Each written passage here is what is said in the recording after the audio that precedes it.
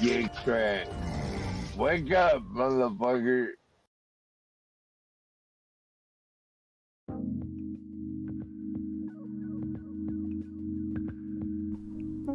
Fall is here and winter is coming, and you need to shop Lowe's Customs.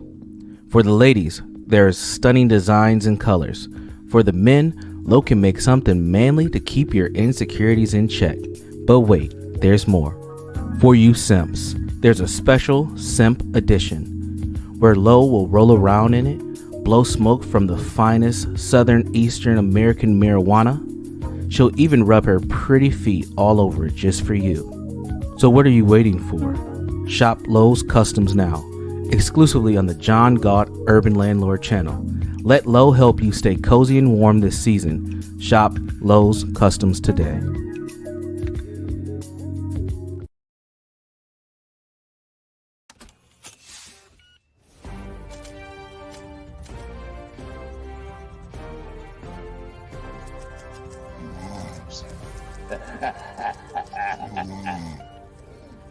GETCRACK. Wake up, motherfucker.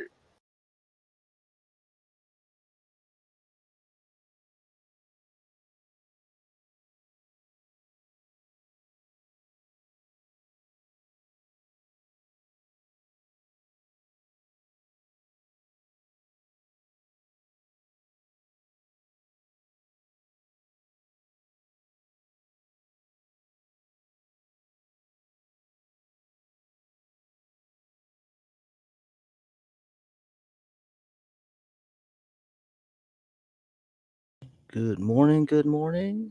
There you go. Checking. All right. We got 2 more minutes until the PPI number drops. I think JP Morgan did all right. Yeah, I didn't see anything too bad as of yet. So let's see what happens when the numbers drop. Yesterday I had some interesting news from Tesla, so I'll show some videos from that. Let's see how Tesla is doing pre-market.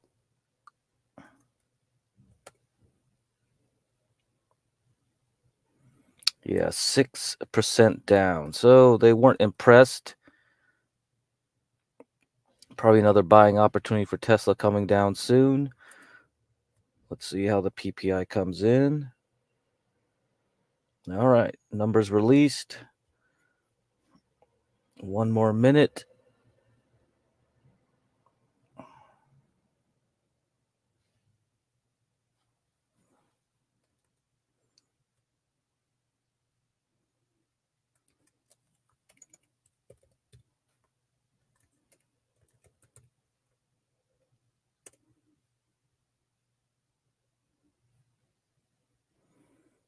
Oh, it should be released now. Come on.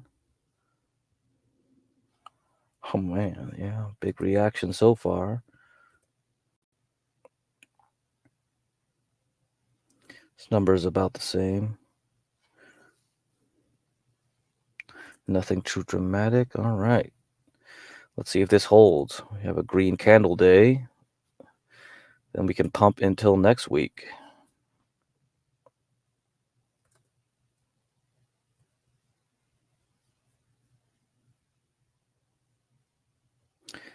All right. So let's just go put in the video, show you what Tesla did yet last night.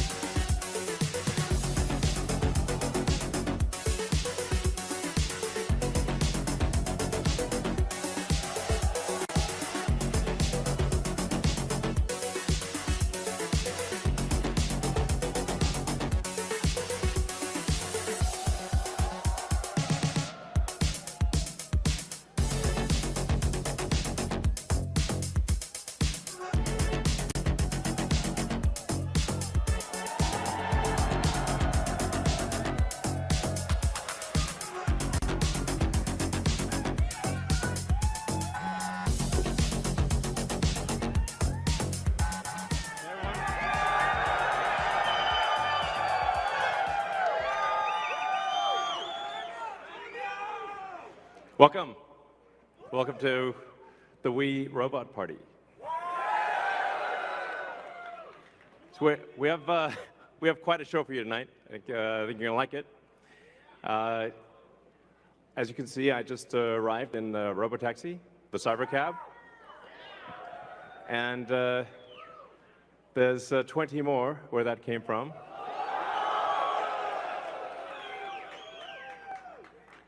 So they've been traveling. There's no people in them, as you can see. The car's just going by with no people.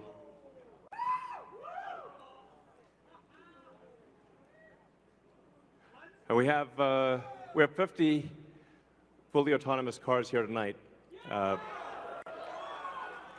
So you'll see Model Ys and the cybercab, all driverless. You'll be able to take a ride in the cybercab. There's no steering wheel or pedals.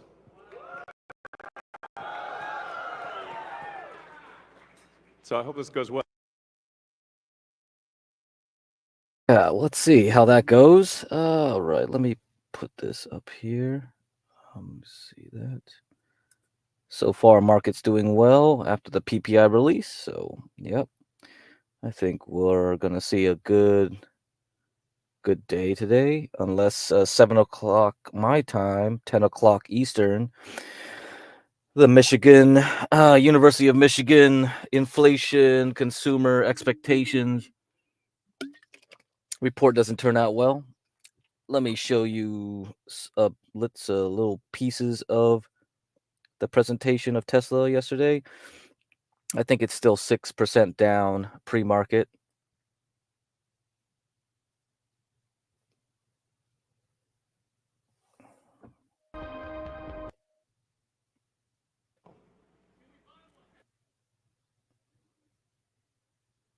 If you think of times past where there used to be an elevator operator in every elevator, but once in a while they get tired and they accidentally shear somebody in half. So now we have automated elevators. You just get in an elevator and you press a button, and you don't even think about it, and it just takes you to the floor. And if you did see an elevator operator with a big relay switch, you'd be like, "That's weird."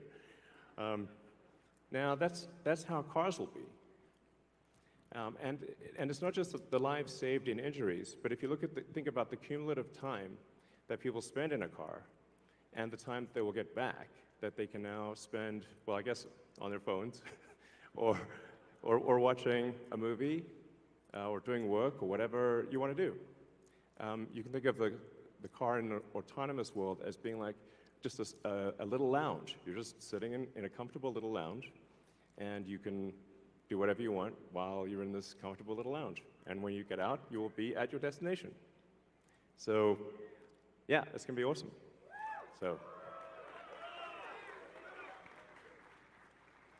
So in fact, I think the cost of autonomous transport will be so low that you can think of it like individualized mass transit. The average cost of a bus per mile for a city, not the ticket price because that is subsidized, but the average price is about $1 a mile. Whereas the cost of cybercab, we think probably over time, from the operating cost is probably going to be around 20 cents a mile. And price, including taxes and everything else, probably ends up being 30 or 40 cents a mile. So yes, and you will be able to buy one.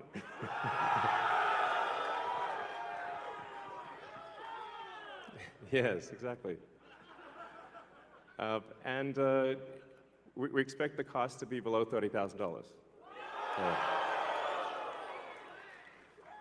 And I think there'll be an interesting business model where, like, let's say somebody is an Uber or Lyft driver today, where they can actually sort of manage a fleet of cars, and like sort of manage, I don't know, 10, 20 cars, and just sort of take care of them like a shepherd tends their flock.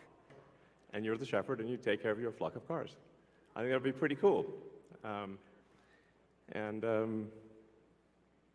I think it's going to be a glorious future. It's going to be really something special. So, yes, good, all excellent questions. So, we do expect actually to start fully autonomous, unsupervised FSD in Texas and California next year. And that's obviously, that's with the Model 3 and Model Y. And then we expect to be in production with the Cybercab, which is really highly optimized for autonomous transport in probably, well, I tend to be a little optimistic with timeframes, but in 2026. So, yeah, before 2027, let me put it that way.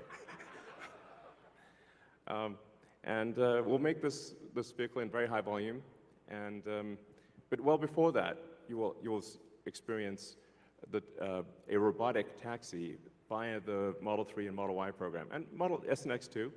But your 3 and Y will achieve unsupervised full self-driving with permission in wherever regulators essentially approve it in the U.S. and then to follow in outside the U.S. So, and Cybertruck too, yes, of course. Sorry, I don't want to forget. Yes. All our cars are basically all cars that we make. So let's not get nuanced here. All right, next slide. So one of the reasons why the computer can be so much better than a person is that we have millions of cars that are training on driving. So it's like living millions of lives simultaneously and seeing very unusual situations that a person in their entire lifetime would not see. But hopefully, yeah, exactly. So, with that amount of training data, it's obviously going to be much better than what a human could be, because you can't live a million lives. And it's also, it can see in all directions simultaneously, and it doesn't get tired or text or any of those things. So it will naturally be, like I said, 10, 20, 30 times safer than a human, just for all those reasons. And I want to emphasize that the solution that we have is AI and vision.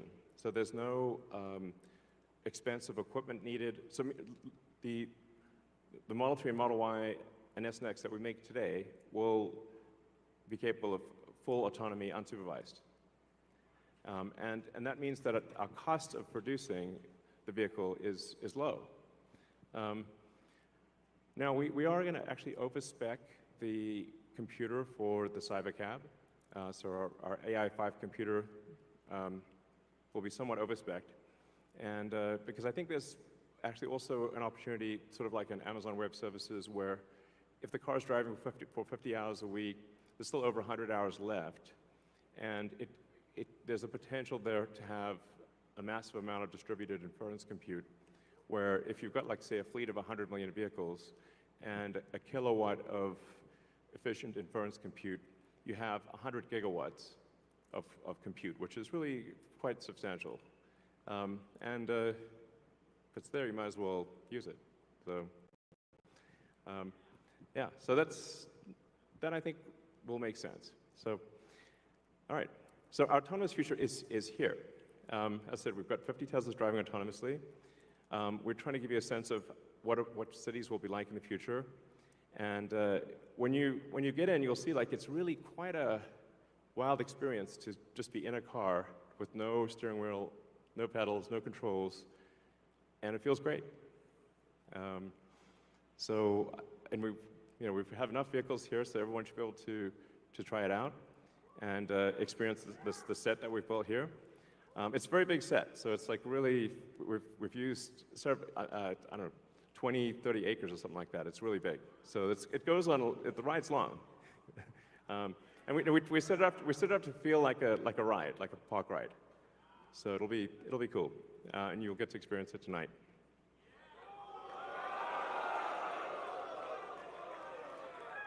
Something we're also doing is, and it's really high time we did this, is inductive charging. So the robotaxi has no plug. It just goes over the inductive charger and charges. So yeah, it's kind of how it should be. Thanks, guys. I love you too. So one of the things that is really interesting is how will this affect the cities that we live in? And when you drive around a city, or when the car drives you around a city, you'll see there's a lot of parking lots. There's parking lots everywhere, parking garages. So what would happen if you have an autonomous world is that you can now turn parking lots into parks. And so we're taking the ing lot out of parking lot. Welcome. So there's a lot of opportunity to create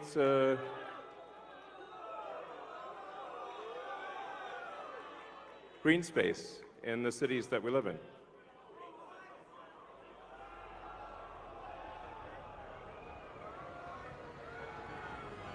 So that would be quite fantastic. Oh, and also, what happens if you need a vehicle that is bigger than a Model Y?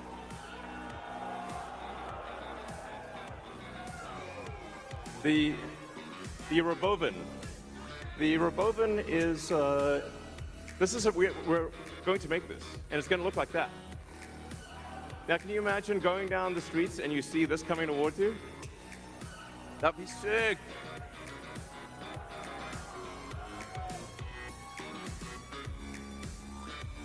So this can carry up to 20 people, and it can also transport goods. So you can configure it for goods transport within a city, or transport of up to 20 people at a time. So this is gonna, the Robovan is what's gonna solve for high density. So if you want to take a sports team somewhere, or you're looking to really get the cost of travel down to, I don't know, 5-10 cents a mile, then you can use the Robovan. Some people call it the Robovan, but so yeah. One of the things that we want to do, and we've seen this with the Cybertruck, is we want to change the look of the roads. The future should look like the future.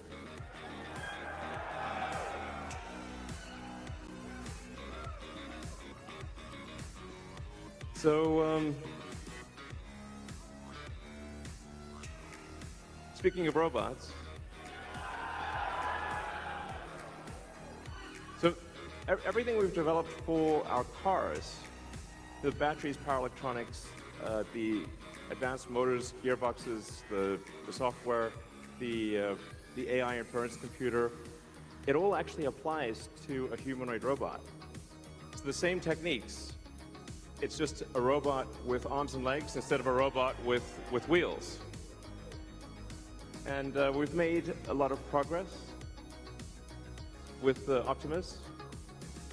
And as you can see, we started up with someone in a robot suit, sort of down, and then we've progressed dramatically year after year.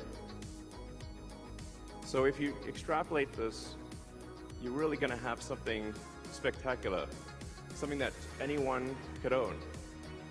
So you could have your own personal R2-D2 C3PO. And I think at scale, this would cost something like, I don't know, $20,000, $30,000. Probably less than a car, is my prediction long term. Now, it'll take us a minute to get to the long term, but fundamentally at scale, the Optimus robot, you should be able to buy an Optimus robot for, I think, probably $20,000 to $30,000 long term. So, and what can it do? It'll be able to do anything you want. So it can be a teacher, babysit your kids. It can walk around. Oh man! Yeah, brands, baby. drinks, You're gonna talk to ChatGPT in live whatever skin, you can man. think of, it will do.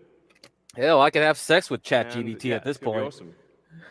And I think this will be the biggest product ever of any kind. Yeah. So yes, this is the future. Welcome, welcome, welcome. Oh, that's 20 grand. Oh, that's cheap. Welcome to inflation. 20 grand. It'll be like $100, $200 for a loaf of bread pretty soon with the inflation we got. 20 grand sounds a pretty good deal. That's what's the whole point of this show. Time to get money, man. Because if you don't beat inflation, man, you're going to be in the lower classes. And there are levels of existence you don't want to be at. Trust me, I'm Asian. I know how low you can go. So let's see. Let's see what we got here. We got some short that people are filming next to those robots. Let's see what they got. That's getting very close here, Amy. How many actuators do I have? Well, I'm sorry, can I actually have everyone to take one step backwards? Thank you, I do need space to function. He sounds like you are. Actuators. Well, sitting on my arms, I can only count 1, 2, 3, 4. I can only see 4 at the moment. What about on your legs?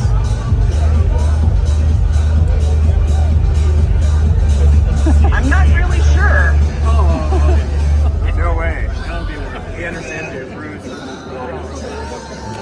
How are you today? I'm doing very good. How are you? Doing great, man. Oh man, I can't wait for these things to just revolt.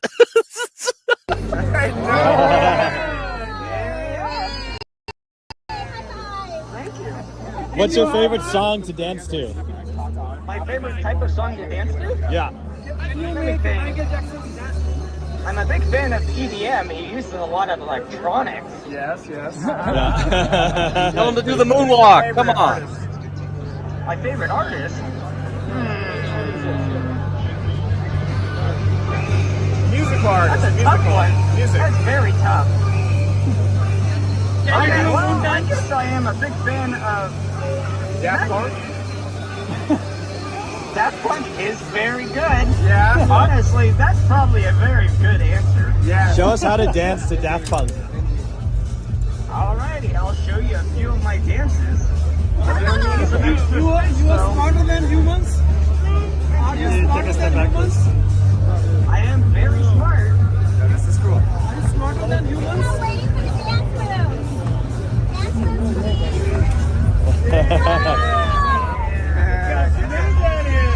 I love it. Hula is my favorite dance. So smooth. Which drones? Which drones? Which drones are we talking about? The AI drones or the human ones? Can you stand on one leg? Can you dance one more time? Yeah, I'll give you one more. Yes, please.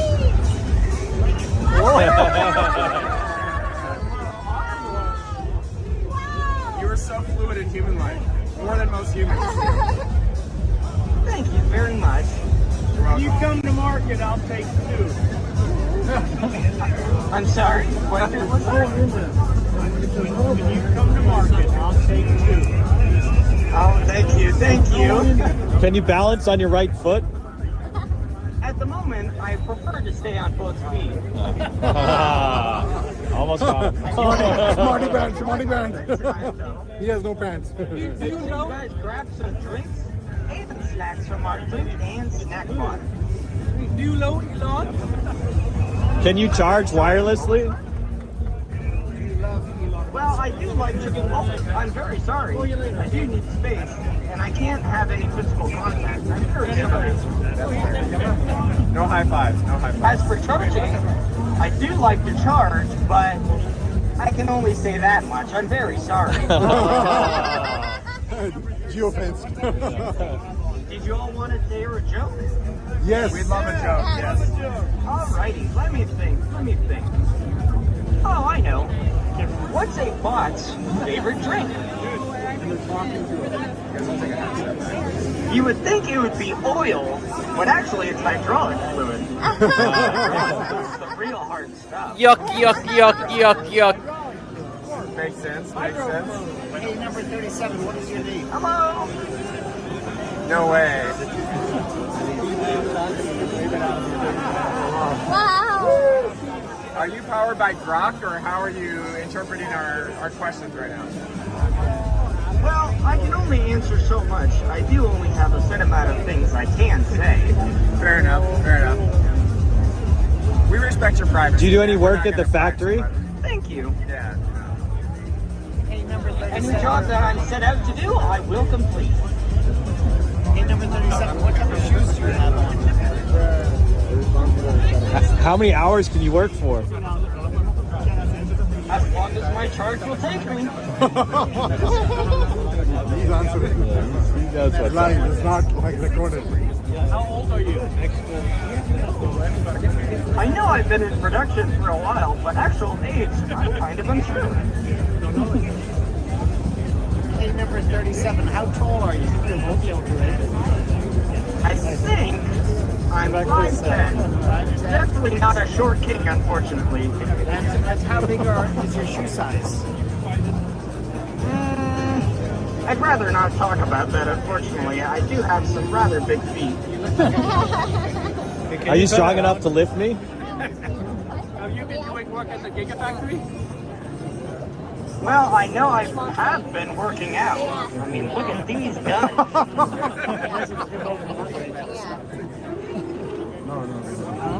Sometimes it's much can you bench? He's getting half the questions, like the ones he can interpret. How much can you lift? How much weight can you lift? Because they're geofence, right? At the moment, I can't fully answer that. I'm very sorry. No, but how fast can you run? Do you think in I future? can walk pretty fast, but it's within safety.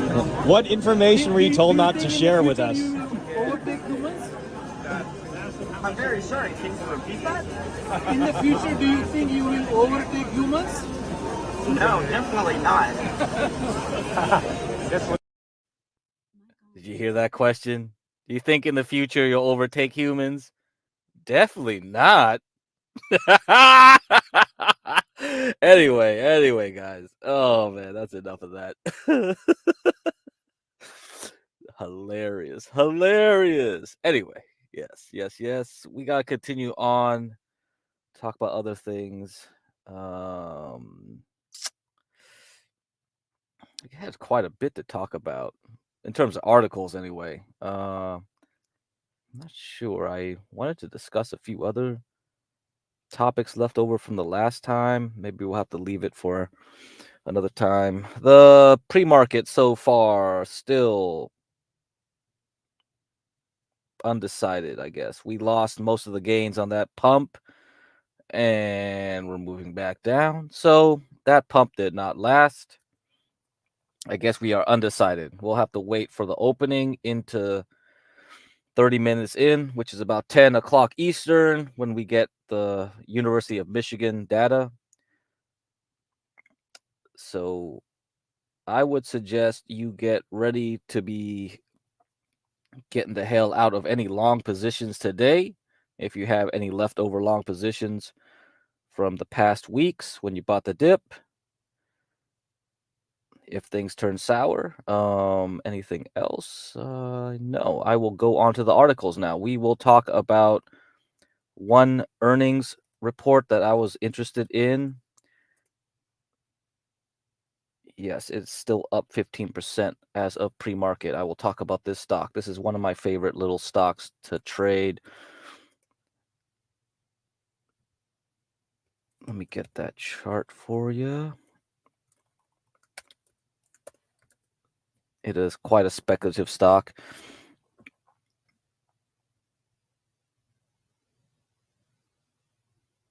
So it's not for everyone, but, you know,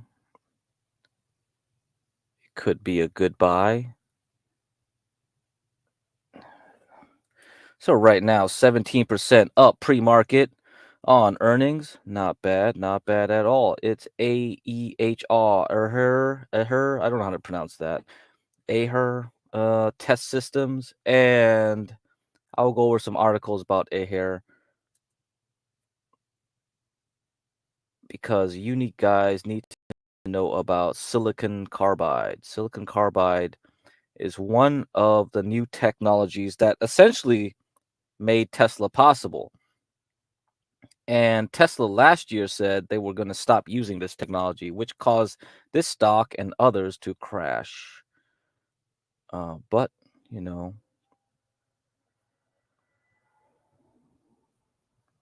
it could be still a good trading opportunity. Let me try to find this article. Let's go with this one first.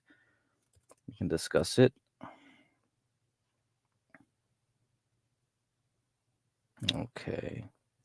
Okay, let me put in the chat for you guys. You guys can read this.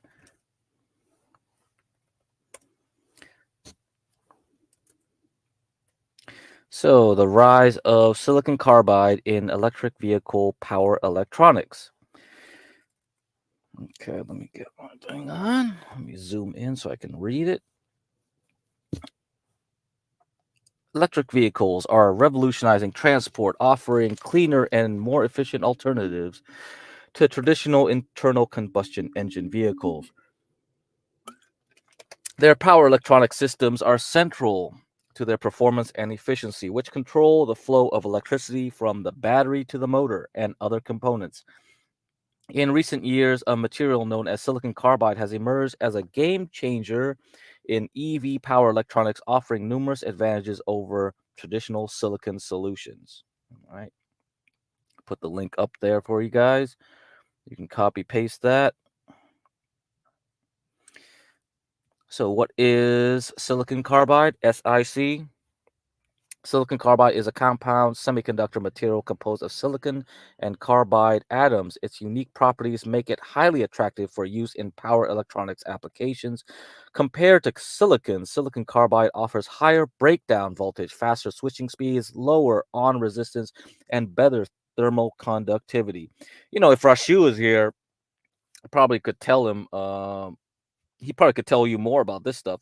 When I was doing RC cars, and when he started doing his ventures into electronics, I think when he was a kid he started doing RC cars, so he probably does know about the MOSFET switches. So when you had those little switches on there, they were specialized, little circuits that could take a lot of voltage and a lot of current to turn the motors on the RC cars. So if you're looking at a Tesla, it's just a big, more complex version of that little RC car. So now we are using this technology to be able to switch a lot of amps and currents between the battery to the motor to make it like the wheels move back and forth, right? So these characteristics translate to more efficient and compact power electronic systems, making SiC an ideal choice for EVs. So SiC is revolutionizing how electricity is converted, controlled, and distributed. Traditionally, silicon has been the dominant material used in power electronic devices due to its abundance and relatively low cost. However, as these systems demand higher efficiency, greater power density, and improved reliability, SiC has emerged as a superior alternative. Okay. I won't go any further. You can read that on your own. All right.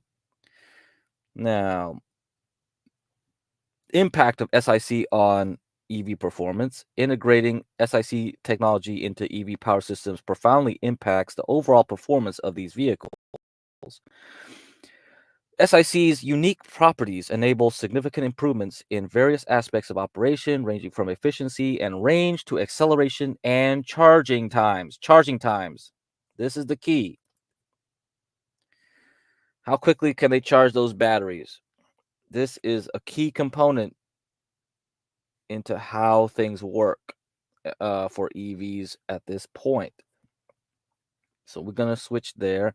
Fast switching speeds of SiC devices enable higher switching frequencies in power converters, facilitating faster charging of EV batteries, reducing charging times with SiC technology enhances the convenience and practicality of electronic vehicle ownership, addressing one of the key concerns of consumers regarding adoption. Faster charging also contributes to EV charging infrastructure scalability, supporting the widespread deployment of EVs.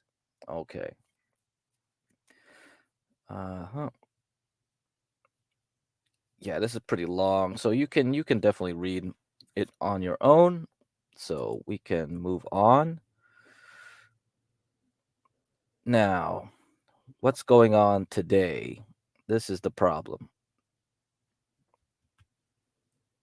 What did Tesla say last year? So this was March 22, 2023. Article from Motley Fool summarizing what's going on. Tesla is axing silicon carbide chips, or is it? Aher Test Systems provides some clarity. So Aher is the stock I'm looking at right now, up 16.5% pre-market. Tesla announced a new powertrain for a future vehicle that features 75% less silicon carbide components. Chip makers involved with silicon carbide dipped on the news, although key industry player Aher Test System doesn't see Tesla's announcement as having a big impact on future demand. Silicon carbide is an emerging growth story, so investors should exercise prudence when choosing stocks on the market. Blah, blah, blah. Okay, that's just some boilerplate thing. Tesla's new powertrain is more efficient. This is bad news for silicon carbide semiconductors company. So 2023 Investor Day presentation from Tesla gave some semiconductor shareholders a scare. The company has been designing a new generation powertrain for its electric vehicles, one that uses 75% less silicon carbide than before. Shares of chip design and manufacturing companies involved in silicon carbide took a brief dip following the announcement. The emphasis is on the word brief because Tesla's announcements shouldn't be viewed as bad news. Okay, that's just like opinion. Okay, why reduce silicon carbide chips in the first place? Silicon is the basic substrate for the majority of semiconductors, building blocks for all things computing tech, electronic devices. But for higher voltage applications, like in EV powertrains, silicon has its limitations. That's when silicon carbide, silicon mixed with carbon, comes in, since it can better handle higher voltages and heat. The problem, though, is that silicon carbide is a newer semiconductor substrate. It lacks this efficient mass manufacturing scale of silicon, and it's more complicated to produce silicon carbide wafers, large round discs that eventually get chopped up into chips. And we will have to discuss the whole North Carolina thing with the courts. If I have enough time, I can go over it today really quickly, but let's move on. Thus, as Tesla continues to look for ways to bring a more affordable EV to market, the so-called Model 2, constructing a more efficient powertrain is a must, and less silicon carbide means lower cost. So several stocks dropped on this news in 2023. On Semiconductor, ON, I believe is a ticker symbol. Silicon Microelectronics, STM is the ticker symbol, and Wolfspeed, I think WOLF was the ticker symbol there, right? You can look here. So they all dropped, and Wolfspeed dropped 20%. Yeah, that's pretty bad. Aher Test System dropped 7%.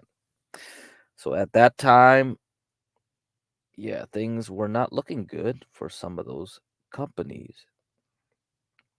However, Aher Test Systems quickly responded with a don't panic message. Aher Test System is a small chip fab equipment maker that specializes in critical testing machines for silicon carbide wafers and devices, making it one of the best pure plays on the nascent silicon carbide market. It is in talks with multiple silicon carbide chip makers as they figure out how to profitably ramp up their operations for the EV market, as well as other growing silicon carbide markets like renewable energy. Aher CEO Gain Erickson is thus in a position to provide some clarity on silicon carbide development. In a prepared statement shortly following Tesla's investor event, Ericsson said Tesla clarified that the 75% reduction in silicon carbide applies only to the next generation lower cost drive units to be included in the newer model platform, which is still in development with a yet to be announced initial ship date. Tesla clarified that this will not impact the current high performance model platforms, including Model S, X, Model 3Y vehicles.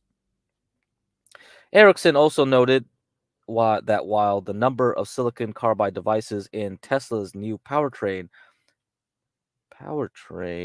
might be reduced by 75%, the actual size of each silicon carbide chip in these devices is roughly 50% larger than what's currently used in Tesla's powertrains, which were originally announced back in 2017.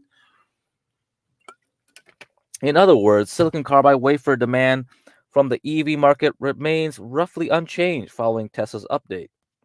Tesla further clarified that the new inverters will be made from new Tesla proprietary custom module packages, and that Tesla would purchase the die from multiple manufacturers and package them in this Tesla proprietary custom module. Okay. There you go. Okay, that guy doesn't see any problem. We'll see about that. And I will put this one out. I think I have a article about some fab.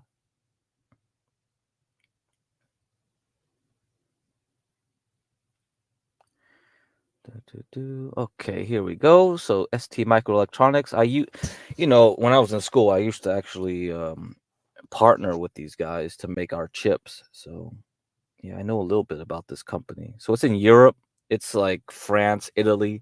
So it's a combination of France, Italy. I think it was a merger between two companies, and so they're probably one of the few companies that actually still fabricate semiconductors in Europe.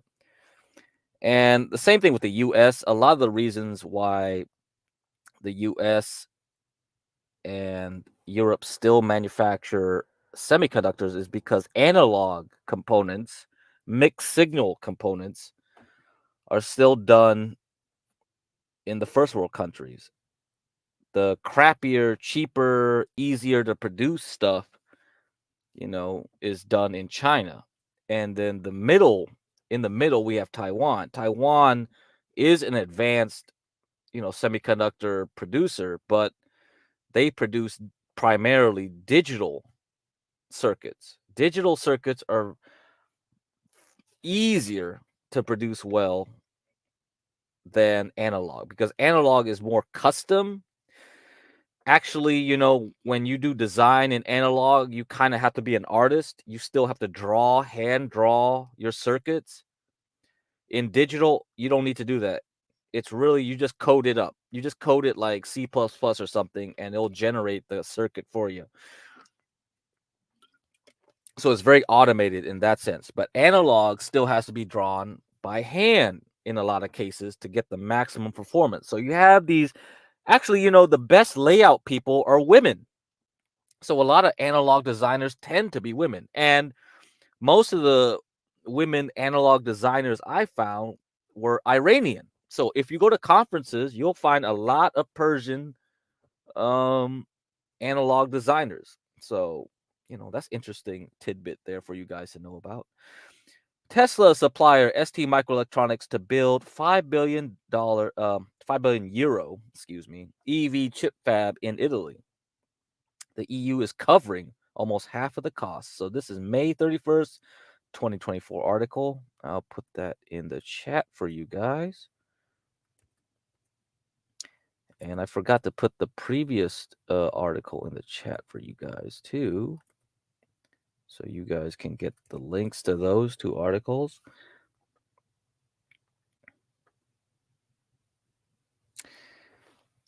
Okay, there you go.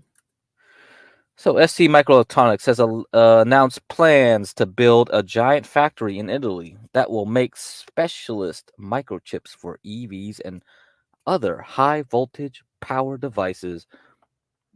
The Swiss firm is the world's largest producer in silicon carbide microchips, particularly valued by automakers for being lightweight, energy efficient, and strong. This translates to EVs that can drive further and are less prone to technical failures. ST Microelectronics' new facility will specialize in making 200 millimeter wafers. It will be located in Catania on the island of Sicily.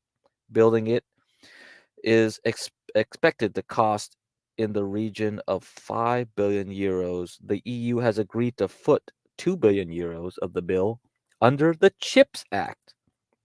How interesting. So we got an EU CHIPS Act, we have a US CHIPS Act. This landmark law mobilizes more than 43 billion euros with the aim to boost the bloc's share of global semiconductor production from 10% today by 20% in 2030. The new plant in Sicily will strengthen the European semiconductor supply chain. And ensure our access to a reliable source of power efficient chips, said the EU's competition chief. Man, the EU has a competition chief? Margarete Vestager. Okay. ST Microelectronics, which counts Tesla, BMW, and Renault among its customers, ramped up production last year despite a global downturn in the semiconductor market. The Swiss firm already has a 150 millimeter wafer production plant in Catania, Italy. The new plant will be built next to it.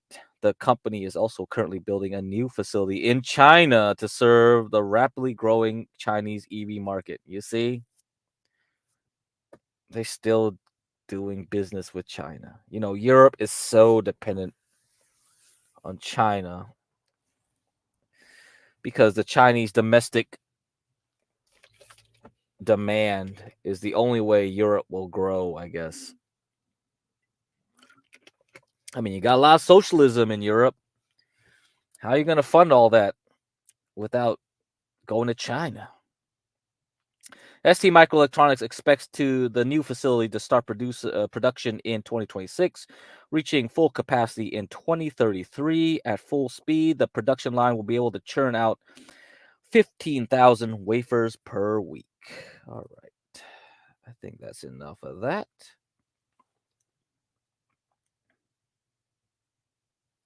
Now I'll do one more article here. So what's the alternative to silicon carbide? There is other technology out there, and this is one of them. We'll use a different material to generate this. Put this in the link. You can look this up yourself. Silicon carbide and gallium nitride for EV power efficiency. Key takeaways about power semiconductors for electric vehicles. Generating the energy needed by EVs isn't without ecological consequences. The employment of wide band gap semiconductors. Okay, that's too technical for you guys. You're just gonna have to take that, and if you are interested, you can look up wide band gap. I don't think I have the time to teach you semiconductor physics right now. Anyway, such as gallium nitride and silicon carbide within EVs makes them as electrically efficient as possible. The use of wide bandgap semiconductors within EVs allows them to require less power from the grid, underpinning a greener future. Okay, blah, blah, blah. I don't know. This intro is kind of too much here. Okay. Let's go. It needs to use energy as efficiently as possible. Its wide bandgap semiconductors, such as gallium nitride and silicon carbide, make that possible. Okay, so gasoline versus electricity. If you think EVs have an unfair advantage, you're right. Before anything else, Electrical motors are just plain more efficient than gasoline motors. Yes, that is true. There's something else that's even more profound. Just look under the hood of even the most powerful vehicle from the 1960s. You can actually see the pavement under the vehicle. If you make the same observation in a modern gas vehicle, you won't see the ground, but instead a frightening array of pumps, tubes, vents, and whatnot. A chemical engineer's paradise devoted to nothing other than pollution control. That's all missing in EVs. Okay. Electric motors don't generate pollution like gasoline engines do. No pollution control system is needed. All the hydrocarbon pollution control is taken care of at the source, the power plant. Instead of the many millions of gasoline powered cars, each supporting a complex, energy hungry automatic pollution control system, there need be only one such system at the power plant itself, constantly monitored by both human experts and advanced automation. The end result is one supremely efficacious system replacing millions of less effective vehicle based arrangements. All right. The EV's gas tank, its reservoir of power, is the lithium ion battery, and it stores perhaps 150 kilowatt hour of DC electricity at 800 volts. The problem is that very little in the car runs at 800 volts DC. The main motor runs at AC voltages in the range of 400 to 800 voltages AC. There are a myriad of other devices that require a dizzying range of voltages. This conversion process is at the heart of what makes an EV tick. So the wide band gaps can do this far more efficiently than classical silicon semiconductors can. All right. So you can read more of this on your own. I think. Oh, this is very nice. They put this nice chart here. What are the main characteristic differences between gallium nitride and silicon carbide? There are two differences that stand out and are of crucial importance to EV designers. Basically speaking, silicon carbide can handle much more power, but gallium nitride can switch faster. The sands are constantly shifting, but this classical diagram tells the story. All right, if you care, you can take a picture of that. I'll remove the chat here box so you see what frequency it can switch, the power it can take, and you put that in there. And I guess that sweet spot is that square they put in dashed lines. So that sweet spot is where we're at, where we want to be. So that's a little engineering for you today. However, there is one axis on which wideband gaps come out a loser, and that's cost. There we go. And this is why I guess Elon said, forget it. I got to get out of this thing.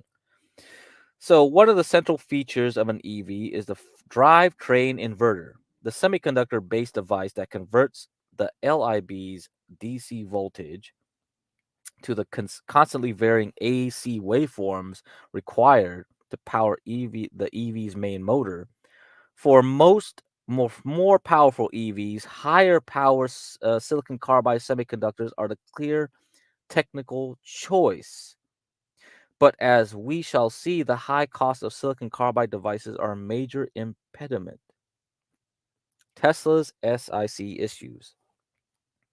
So Tesla was the first EV manufacturer to adapt SiC technology for a drivetrain inverter. IMED, the manufacturer's ubiquitous Model 3. Man, somebody messed up something there in the sentence.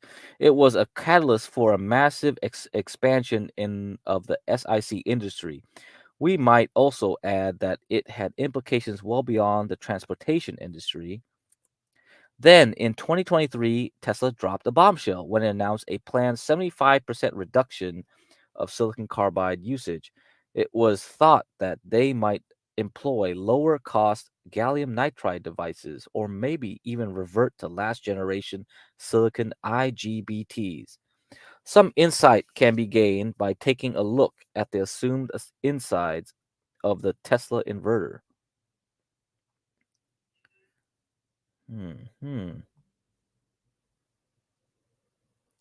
Man, they go into in depth, but I don't see where the next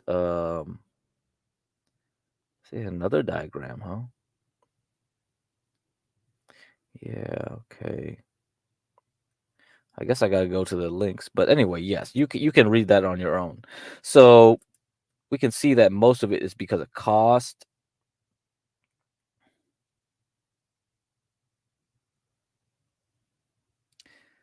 Yeah, this gets into more nuance in the engineering of it.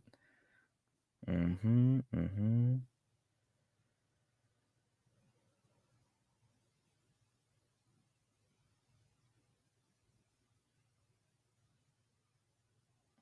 So the largest impediment to massive EV adaptation is a lack of charging infrastructure. Seeing the handwriting on the wall, gas retailers are making the logical move into providing for profit, of course, charging for the motoring public. By most measures, the efficiency of the pathway between charging station to the EV's wheels is well over 90% even now. The last great frontier is the LIB itself. Scientists and engineers in the US, Europe, East Asia are poring over the problems, the most critical being how long it takes a device to charge. While EVs may have been the initial catalyst spurring WGB, so the wide band gap development, other areas of technology are not only reaping the benefits, but are also contributing to development. Areas include server farms already serving the internet, need a well regulated supply of power. So solar and wind power, smart grid, MRI machines, CT scanning. Okay, they going up all kinds of stuff here. Mm, mm, mm, mm. So I mean, this stuff might be also critical for distribution of power in the future. So yeah, I would guess that we definitely should look into these type of companies that might do this type of work.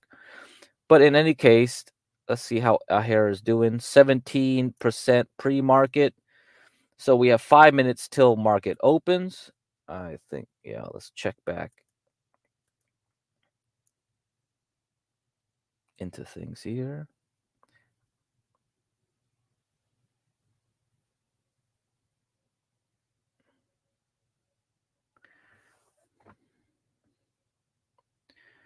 Yeah, I don't see any change right now. I mean, it's been a fight between buyers and seller all morning. We had a pump, we dumped. Now we're back to the same place where we were before the news dropped.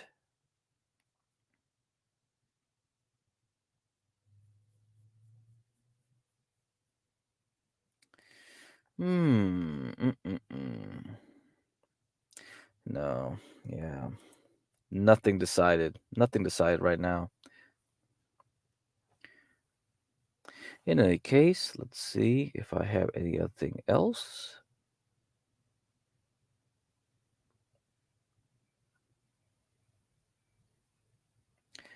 I think we can talk about the courts today. Yeah, we can get over that. 4 more minutes until it opens. So let's get into the court stuff. Oh, man. Let's get into this article here. 2 mines in North Carolina are the world's only producer of the quartz necessary for semiconductor manufacturing. If they were to stop operating, it would mean a few years of catastrophic disruption, says Wharton professor Ethan Mollick. So this was March 24, 2024, well before the hurricanes. Why it matters. Ultra high purity quartz is an essential component to semiconductor chips. And the only places in the world that can meet this need are 2 mines in a South North Carolina town. The mine's owner, Sibelco, is investing $700 million to expand capacity. But is that enough to keep up with AI-fueled chip demand? So Spruce Pine is a small town about 2 hours drive northwest of Charlotte, North Carolina. You can get to the general area via a number of ways, depending on your point of origin. But for the last stretch of the chip, you need to travel down Fish Hatchery Road. It's a 2-lane rural highway as depicted in Google Maps, set amid a pleasant scenic backdrop. It's on this road that the modern economy rests, according to Wharton Associate Professor Ethan Mollick, who teaches innovation and entrepreneurship and also examines the effect of artificial intelligence on work and education. That's because the road runs to the two mines that are the sole supplier of the quartz required to make the crucibles needed to refine silicon wafers. All right. So I think I'll give a link and you can read more of this and we can discuss what those processes are. Find my tab here. I'll put this in there.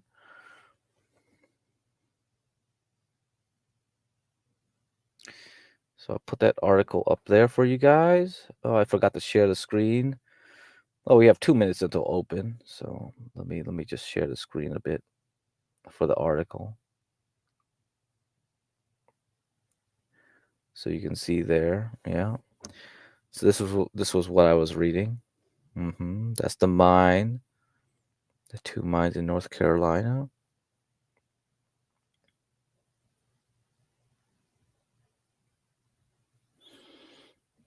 So a lot of these people are tweeting. So let's see. Let's read the end of this. How did this unassuming North Carolina town gain such an outsized role in the global semiconductor supply chain? The answer is its unique mineral deposits, which formed 380 million years ago during the collision of Africa and North America. The intense heat and lack of water during their formation create quartz rock of unparalleled purity. These rocks are extracted from the ground and turned into quartz gravel, which is then processed into a fine sand. The silicon is separated from other materials and then goes through a final milling. The final product is a powder that is shipped to the refineries. Then an inexorable march of artificial intelligence will continue to drive demand for chips and the materials in the supply chain. One question to ponder is whether spruce pine can keep up. Sibelco, of course, has noted these trends as well, and last year announced a $200 million investment to double high purity quartz capacity at its Spruce Pines facility, citing demand for the product, which is sold under the brand name IOTA. It will invest a further $500 million between 2024 and 2027. All right, markets open. Let's see how it goes. I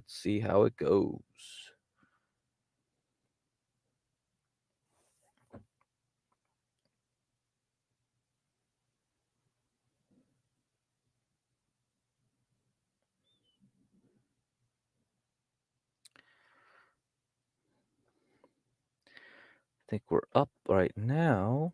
Yeah, we're pumping. See how the Nasdaq's doing. Nasdaq is down 0.4%. S&P 500 is up though, so it's fine. So we're getting a mixed result now.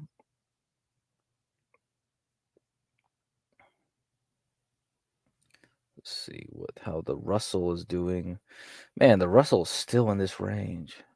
Yeah, it's still stuck.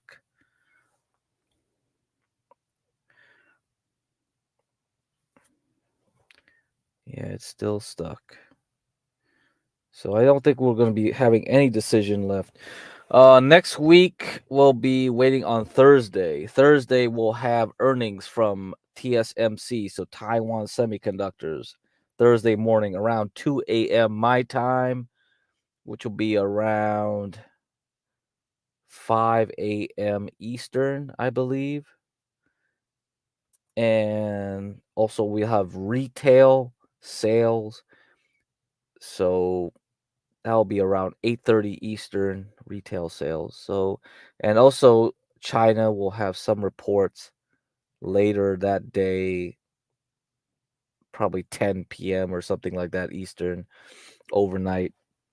But otherwise, yeah, there's really nothing going on next week except for earnings from the banks.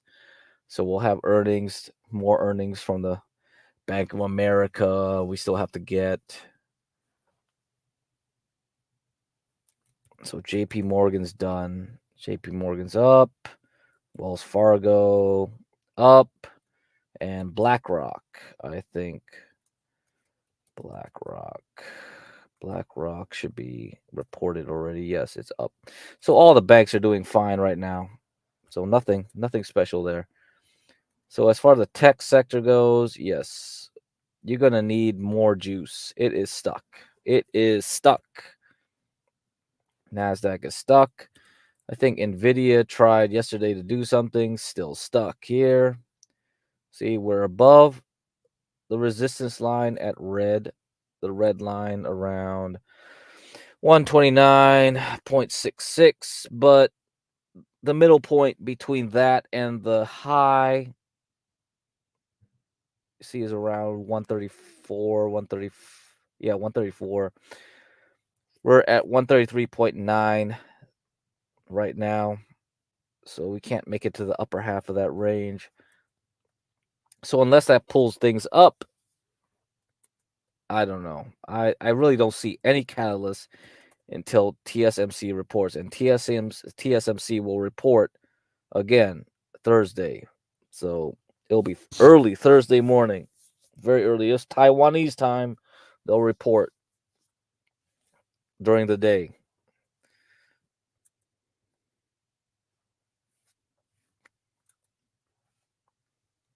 Anyway, let's see. Natural gas still having trouble. Yeah, still having trouble to get back up. And let's see what Bitcoin's doing. Bitcoin, yeah, it's doing fine. It's up 2.3% right now. Yeah, it's trying to hold 60K. If it can do that, through Halloween, I think it's prepped to do well. So I think we'll have to go over some Bitcoin mining stocks. Mara is one of them. That's one I like to play. CLSK is another one I like to play. It's been dancing at the bottom. So when I played Mara and CLSK was around September to October time period when it started going down here for the last one. And then if you got it around $3, you could have sold it for 13, or you bought it again, or you held it, didn't care about this. You could have sold it for 21. Very nice move. 3 to 21 in CLSK. And if you do options, that's way, way more. If you did Mara, you were $7 at the October low during the drop into September, October. And then you got the rise back up to 30. So yeah, I like using these as a proxy for Bitcoin. They move a lot more when Bitcoin's juiced. I know people like MSTR, that's Michael Saylor's company, but yeah, for the most part, it's still priced well. Right now, actually, MSTR is outperforming Bitcoin since most of September to October right now. So comparatively, yeah, I mean, yeah, it's definitely outperforming still. It's still stuck in the range still, though, but yeah. For most Bitcoin proxies, it's pretty damn good.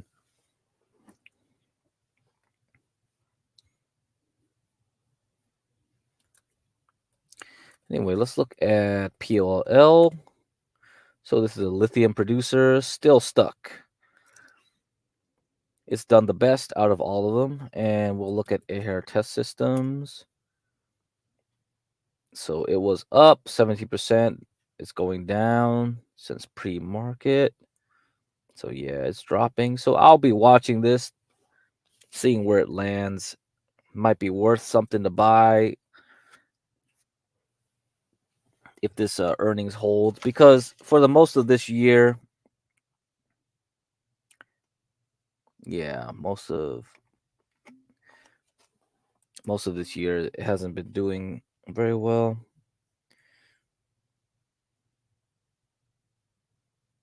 Yeah, since the summer. No, it's stuck. It's been stuck since the summer.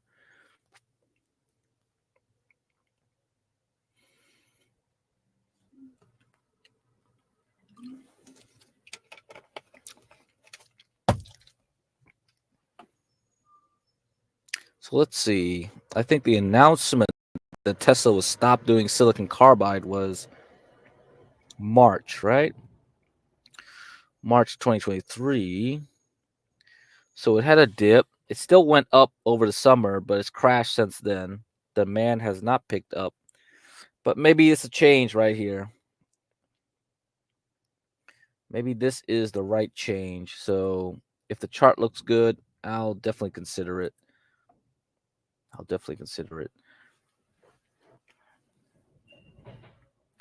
Okay, natural gas still not having it today. Yeah, I think you gotta get better weather reports for the coming winter. If you're not going to get good weather reports, you cannot escape this area that we're stuck in. Yeah, we still need more work to do. Now, one of the things I talked about yesterday was the nines. The nines. You see these nines. And, I'm not an expert on DeMark counts, but DeMark is one of those techniques that's kind of esoteric, and maybe some of you guys might like that. You might like that kind of thinking, like Momo. So I think Momo might be interested in trying to understand this stuff. You can definitely read his books or whatever. I'll probably reference them sometime down the line. But in case you're interested in figuring out how come I have these ratio from crude oil to natural gas, and every time it gets to 9, 9, 9, it kind of signals a top, doesn't it? Pretty damn good at it. I mean, this doesn't work all the time, but got 9 here, drop, hit 9, you went through it though. You got 13, you crashed. Go there, you get a 9, you go down, 9. You never got really higher than this point when it was up here. Went back down, you got a 9, you got a 9, and you got a 9. So there is some mystery to this, I suppose. And maybe some of you are interested in learning. So I will actually play a video from the horse's mouth. So this dude here is called Tom DeMark. DeMark, DEMARK. And you can look him up. Now, whether you believe him or not is another question about how this system works, but let's play a little video.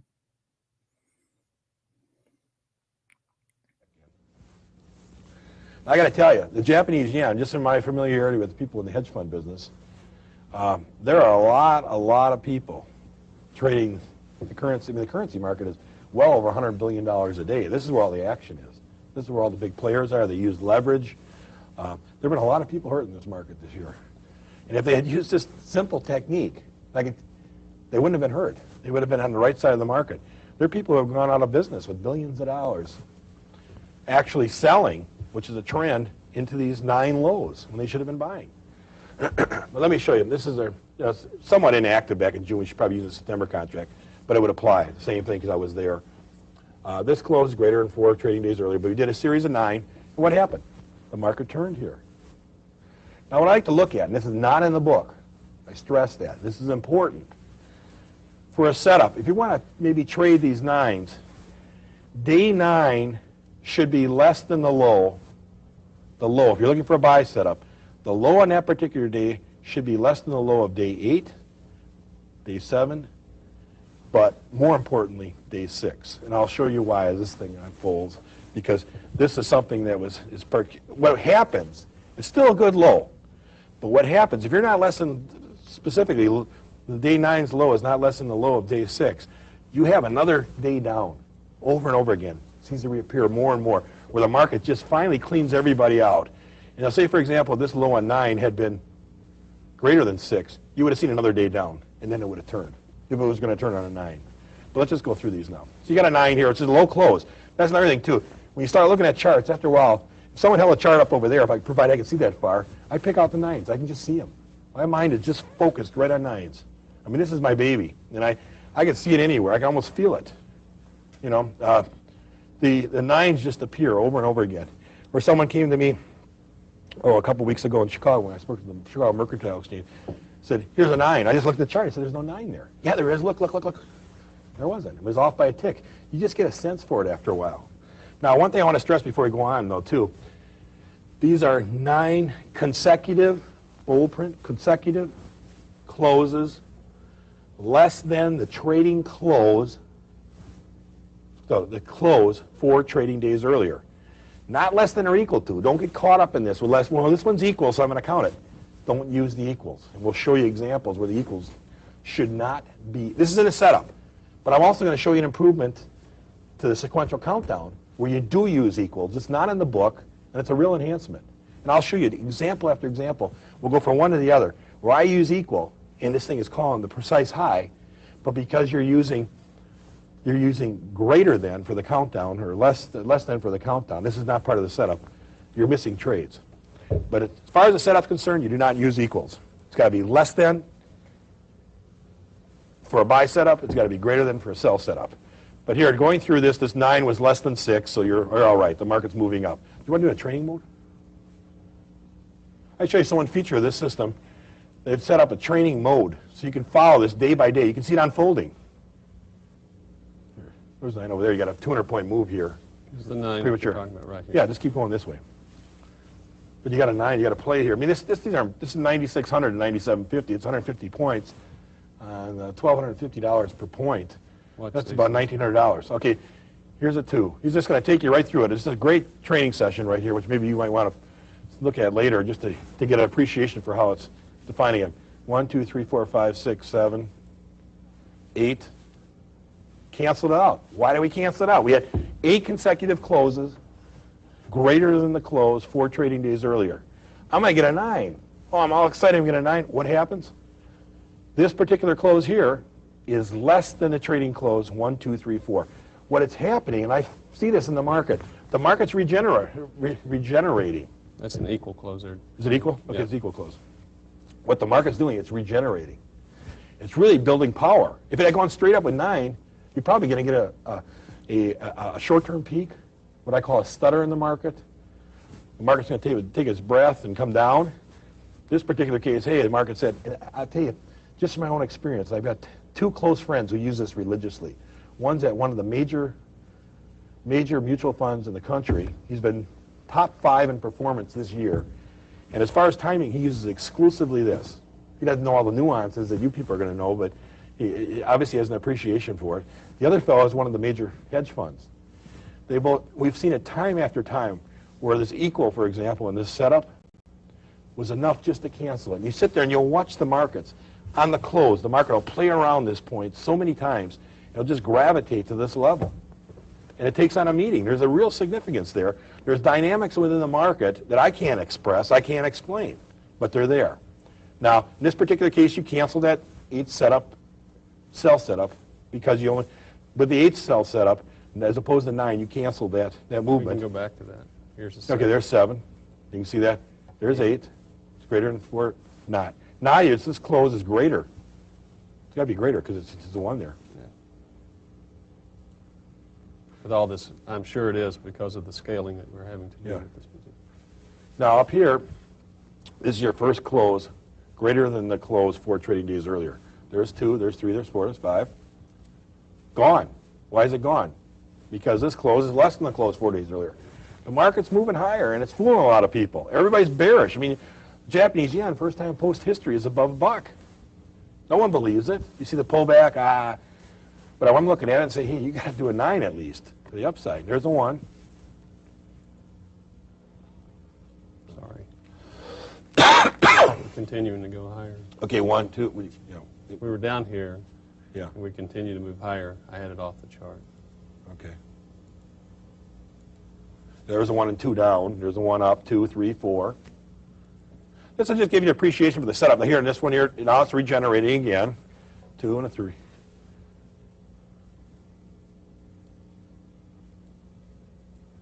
There's 6, there's 7. Nope, there's a 1 up. There. Now we're going to do some business. Hopefully make a low.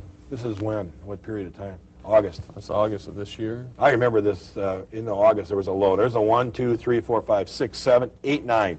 That 9's low was less than those. Less than the 6. Less than the 6. The whole set.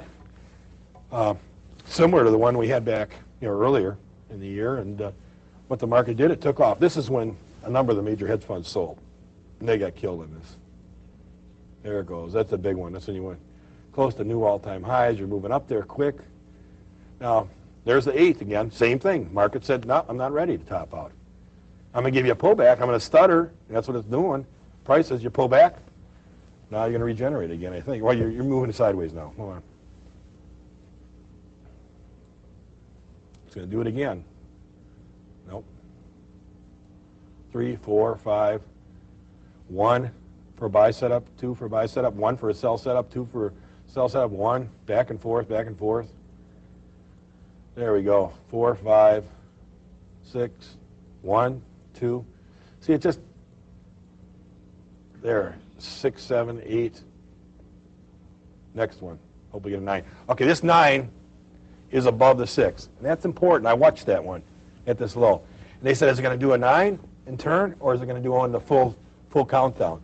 And like I said, I'll show you later how we hopefully increase the odds of distinguishing between whether a 9 is going to be a low or whether you're going to go to fulfillment, which is the countdown. But in this particular case, you can see the 9 was not less than the 6. The 6 is the real key day. I told you before, 7, 8, or 9.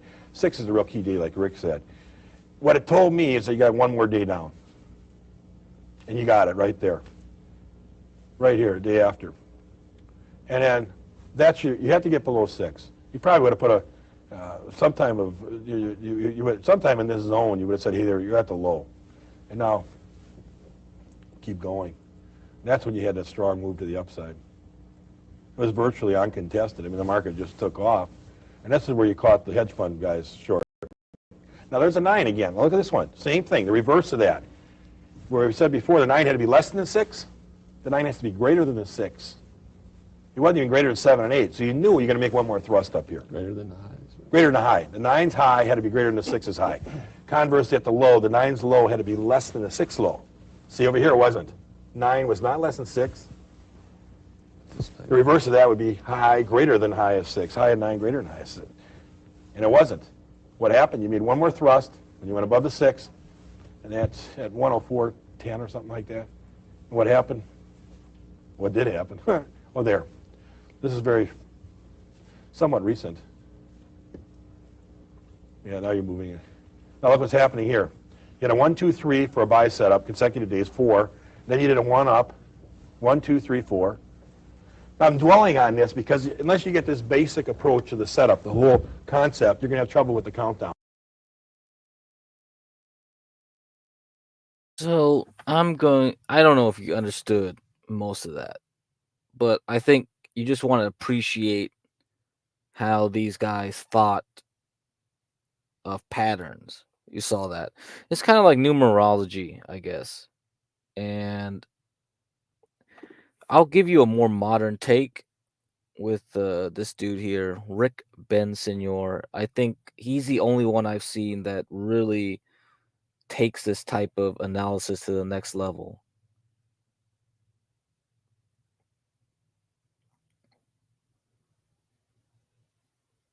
Thanks for having me.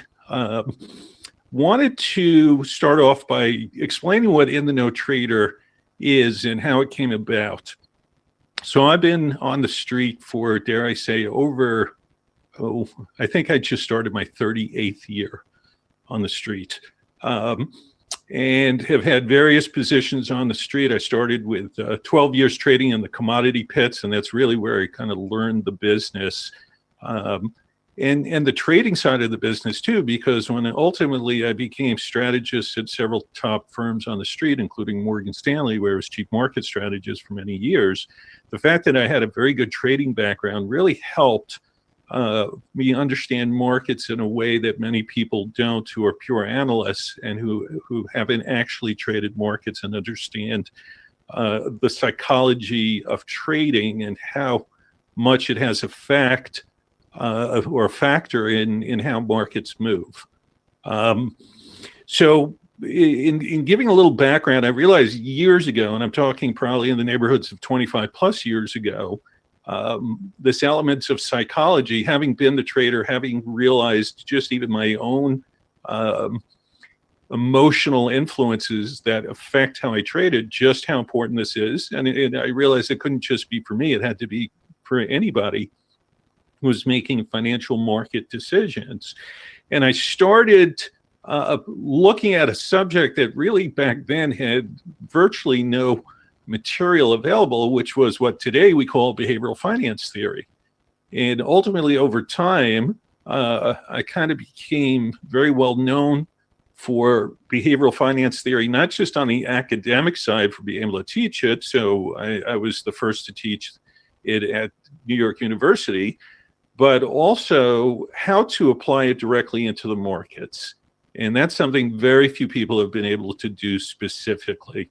There are a lot of people who talk about behavioral finance in a general sense, but very few people actually can figure out how to make money with it, with the concepts of it in the marketplace. So there's a lot of people who essentially know the academic side, but very, very few people who've been able to figure out how to increase profits and use the concepts of behavioral finance in trading. So when I started thinking about all these years that I've been a consultant, since I left working for sell-side firms on the street, I've been a consultant for years to institutional clients who make up the bulk of the base that I have, and the businesses that I've always run were to the institutional side. So I talk to hedge funds and long onlys and pension funds all the time, and these are my main clients. But just shy of a year ago, it occurred to me that the individual investor really had very little access to the type models that institutions use to trade the markets. So Rick was talking about behavioral finance. So, trading is very much a psychological game, and it's mostly against yourself, right? So if you can't master your own psychology, you probably shouldn't bother doing this. And one of the book, probably the only book I will recommend you to actually try to get was Trading in the Zone. It's like an easy read. You can get it for free, but I won't tell you where to get it for free. I mean, I got my copy because I just went to a used bookstore and I just noticed that book. I was like, Trading in the Zone, huh? And I just picked it up and I just said like, oh, interesting. It wasn't anything mind blowing to me because I already understood that a lot of what they were saying in that book. And that's why a lot of times I never really explored trading, in my early years. So when I started doing investing, because I learned it from the small hat friend I had in middle school, and I started reading the Wall Street Journal in high school. And from that point on, I started recommending stocks to my parents, and because they had the money, I didn't have any money. So I just told them what to get. And, when looking at my parents, it was like, yeah, my dad was always worried about the price movements every day. It didn't matter. Like, if you're a long-term investor, why do you care about that? And a lot of failure in investing, trading, anything you do that takes risk is all a mindset. If you're not willing to lose, you're not going to make it. You're just going to have to stick it out for the long term or the actual target that you're hoping for. And everything has a time frame. If you're trading like a day trader, you're just a scalper. You're just trying to get a quick profit at a certain time, and you're supposed to minimize losses. You just take your you just set up a rule, you have a system, and you follow it through and through. If you're an investor, you know, you have a longer time frame, you have more room to maneuver, you know where you're going though, and you take it from there. So a lot of it is still mindset. It's just a mindset thing. And yeah, my dad just could not stand when Apple would fluctuate. And if you look at Apple, you buy it from the 90s, as I told my parents to do. Why did it matter? Because in 10, 20 years, it's like 8,000, 5,000, 10,000. And if you held it all the way through, it's like probably 20,000%. I think I showed that chart before. It's just like it doesn't matter.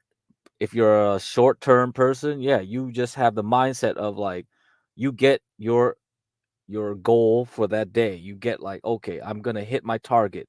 I'm gonna make like a few $100 that day, or I do a percentage, right? I'm gonna hit like a percentage of my account that day, and that's it. You just stick to the mindset. Focus on your goals, how you want to trade or invest, and that's it. That's all you have to be concerned about. So read that book. I think if you need it, I mean, a lot of people might not need it. Maybe they already have the right mindset, but I think a lot of people don't have the right psychology.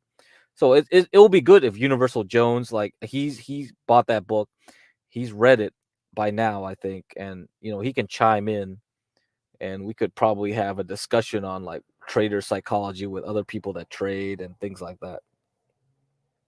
And they're not the typical, even if they're technical traders, most institutional traders are not using the type technical analysis tools that most individual investors use. Will I say that they never look at a 50 or 200-day moving average? No, I'll say they do, but they're not looking at it in the same way. They're often not trading off of them.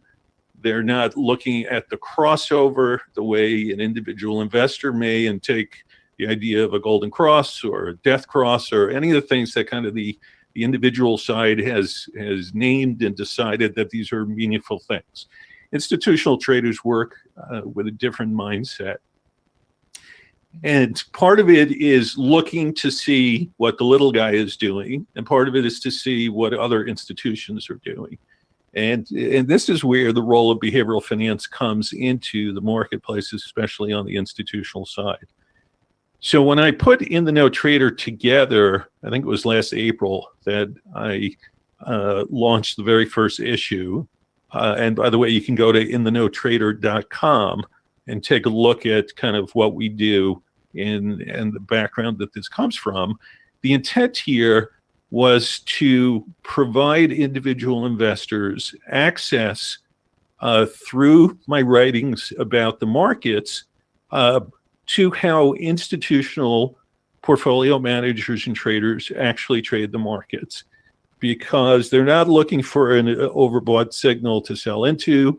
They're not necessarily looking for an oversold signal to buy into. The same way kind of individual investors take technical analysis almost, dare I say, as gospel, instead of the way I look at it, and many of my colleagues do, which is simply a tool to help better time the odds of that what you're doing in the market is slightly better than a flip of a coin, right? In theory, market can move up, it can move down, and of course it can move sideways, but it's essentially a flip of a coin at any given time. So technical analysis helps understand what trends are, if things are in trends, potentially buy into support in an uptrend, sell into resistance in a downtrend. But the institutional marketplace looks at things a little differently. Of course, that basic part they can do. But their focus is more so on trend exhaustion, because any portfolio manager knows the most money is made being correctly positioned for the next move that's coming. And then if they're correctly positioned and that move comes, they can let all the other investors in the marketplace push and create the trend that they foresaw coming. So if you think of, here, let me take an example. If a stock bottoms at $20 and then ultimately rallies to, let's say, 60, and then starts pulling back, you had a $40 move. So if you bought 20 and sold 60, you made 100% of the move. You took out the best you could.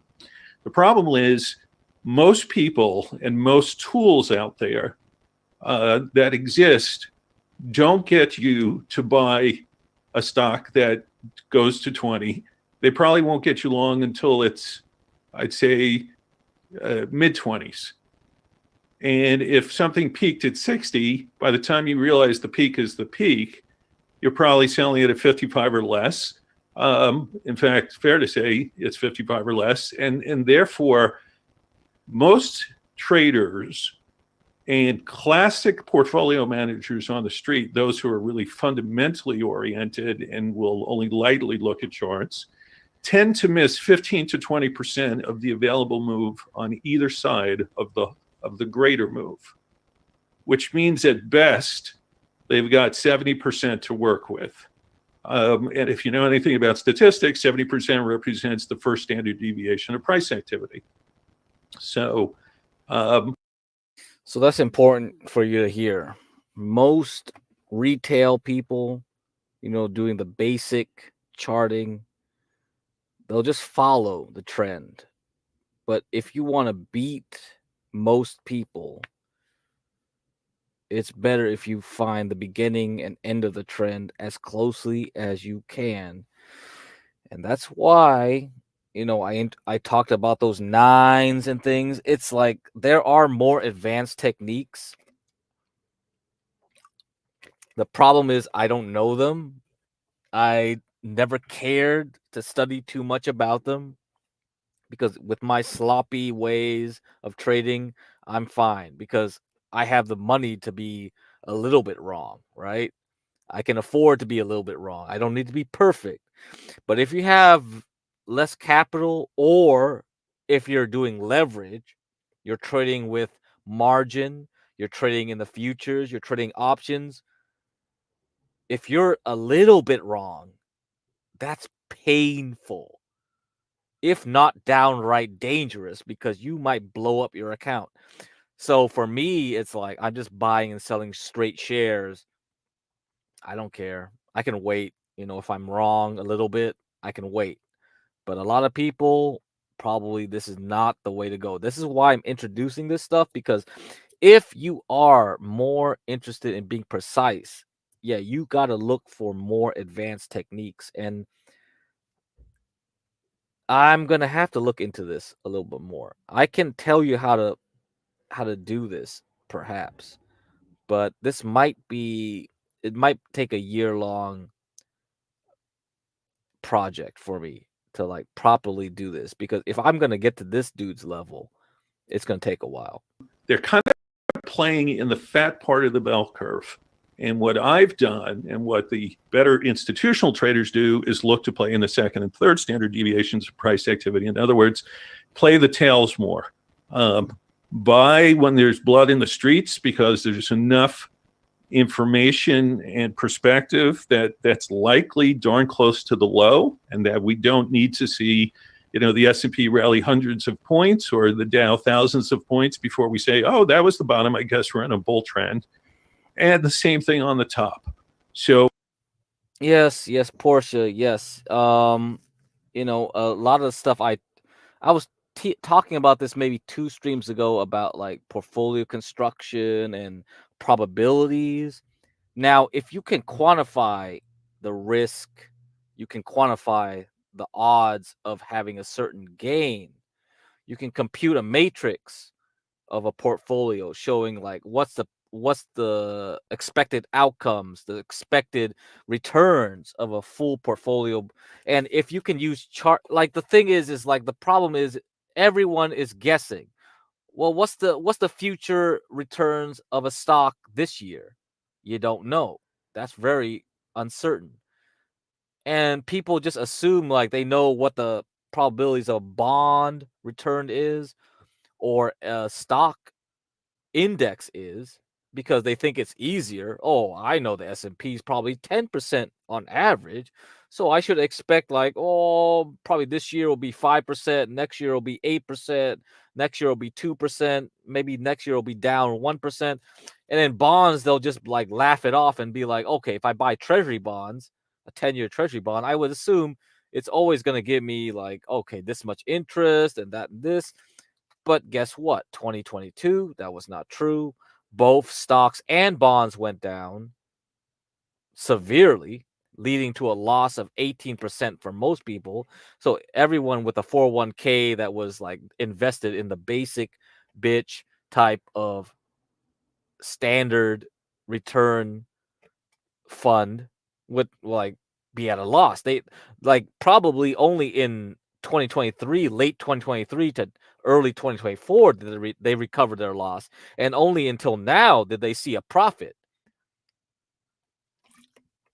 So that's why, yes, math can be quite important, but we have to figure out and quantify what are the odds. And this is my problem. Can we use the charts to tell us what's the odds are, what the risks are, what the expected returns are?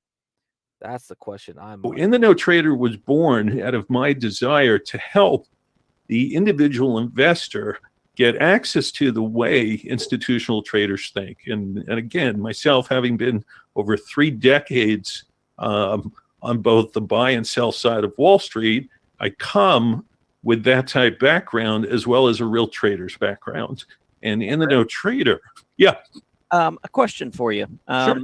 maybe just for a little bit of clarity here.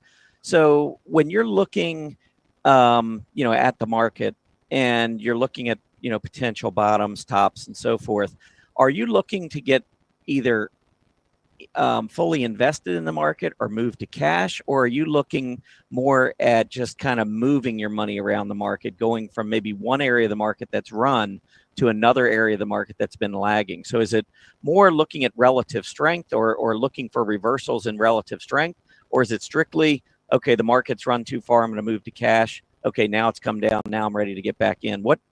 How would the answer, Tom, to that is yes to all of them. Okay. I will look anywhere and everywhere there is opportunity that presents itself, whether it's in relative terms, whether it's in absolute terms. And we'll take a look here. Let me pull up, for instance, let me see if I can get to, let's look at the S&P. So here's a chart of the S&P over the last few months. Here's the all-time high in early October. Here's the low in December around Christmas time, and here's the move since. I'm going to look at signals, again, and some of these models are not available to the general public unless you really want to lay out some serious coin. So for instance, one of the models that fits very nicely into the work I do, which tends to be counter-trend analysis, is a model by Tom DeMark, which is called sequential. And sequential is a model he developed in the early 1970s. It's been minimally tweaked since. So we're talking, almost pushing 50 years that he first developed this. And it's basically the same model from now that it is now that it was 50 years ago. Which shows the robustness of the model, that it didn't need to be continuously tweaked and backfitted. So I understand in the time we have here, I can't walk you through the whole model, but I will say that part of In the Know Trader, besides being a newsletter that I have myself for clients that anybody can join up in, is also every week on stock charts. On Tuesdays at 3:00, we do a show just like you guys do, but it's called In the Know Trader. So it's a webcast on stockcharts.com that in the last 3 weeks, I have more in-depth explained what this model is so that people can become familiar with it and understand what I'm doing in the Know Trader newsletter. So he doesn't present on Stock Charts TV anymore. Actually, Stock Charts TV actually had a downsizing. So yeah, they don't present there anymore. So we do this half-hour weekly webcast on Tuesdays. As is many of the shows, it gets repeated multiple times. It then goes over to YouTube. So these are fully accessible. If you search for my name, Rick Benson, you are on YouTube, you'll see all these stock charts in the No Trader webcast that we've done. And it's a good way to get a sense of some of these models, how I use them, why I use them, and the type signals they can get. So for instance, without going into all the details, I can tell you that when we get to a 13 count, it often represents a very poor time to be playing the trend in the direction that it had been moving. And often, if you're somewhat aggressive, creates a sense of possibly fading the trend. So just a couple days before the all-time highs, we have a 13 suggesting exhaustion of trend. We've just now rallied significantly. We're through a 62% Fibonacci retracement, which lots of individual investors look at, some, but less so on the institutional side. But we're getting close here on a shorter term basis to a potential peak in price. And I myself did some selling of names that I had bought in December yesterday, knowing that we're awfully close, not having the need to try to time it exactly right, but very willing to take some healthy profits on names that I've been long since mid-December. Excuse me. So this is just one of the models we look at, and again, you can learn more about it. You can look at some stuff online, but if you tune into the last 3 webcasts that we've done for stock charts over the last 3 weeks, I walk you through this model and show you some of the implications of signals that show up. Now, part of In the No Trader 2 is trying to get you to think more like an institutional trader. And it doesn't happen overnight. It takes time. And part of it is kind of potentially opening your eyes to new and different ways of looking at the markets than a pure 100% technical way, which many people do, especially who are stock charts viewers. They're technicians, and yes, I'm a technician, but I'm also a market timer and I'm kind of a behavioral market specialist. So I'm looking for all different signs of what could possibly be the end of a trend that people will not understand or realize is the end of the trend. The move down in December, even here, if we take a look at the S&P, we know that it took out here. I'll make it, I'll put an ellipse around or something. So here's the February low that had held for the whole year until we broke down in December. And the breaking down, the severity of the breakdown made everybody say, okay, I don't want to say everybody, made many people think we're in a bear market. I've been telling clients for over a month, we are not in a bear market. We were never in a bear market on this move. And this overshot to the downside actually just minimally broke our downside target of 2371 by about 1%. And the day after it does that, the Dow or the S&P rallied, I think it was 115 points. The Dow rallied 1,000 points. And, we were in print to saying this is a low, a solid low, but I can't tell you it's the low. Until mid-January, I came across a different chart, and I think I have it here. Let me see. No, it's in... I got a question while you're looking this up, Rick. Yep. I can see all those numbers in there, almost like counts. Is this similar to Elliott Wave? No, it's not at all. It's actually not at all. Okay. So the counts you're seeing here are actually relationships, and it's simple math. The counts are simple math. It's relationship between price bars. A 9 count up, and this is a monthly chart of the ACWI All World Index ex-US. This, I'm just using this as an example, but you'll see anytime you go 9 consecutive price bars, in this case it's months, so 9 consecutive months that the close at the last trading day of the month is above the close from 4 months prior, the bar gets a number to it. And it's looking for this to happen 9 consecutive times. If any time along the way, any one of these closes is not above the close from 4 bars back, the numbers drop off, and you actually get a 1 showing up underneath the price bar, suggesting that this close is less than the close from 4 bars back. In order to do this phase of this DeMark model, you've got to minimally go 9 consecutive price bars, close above close from 4 months ago. In the case of a monthly chart, that's often all a market moves before it gets some type of pullback. You don't necessarily know how much it is, but it helps identify, again, potentially a lousy time to be a buyer in an uptrend. The same thing here on the downside that marked the low. Hold on, let me pull this down so we can get the dates in here. Do a little more. So here in 2016, when the market sold off, this happened to conclude 9 consecutive months that the closing price in this ETF, ACWX, was less than the close from 4 months prior.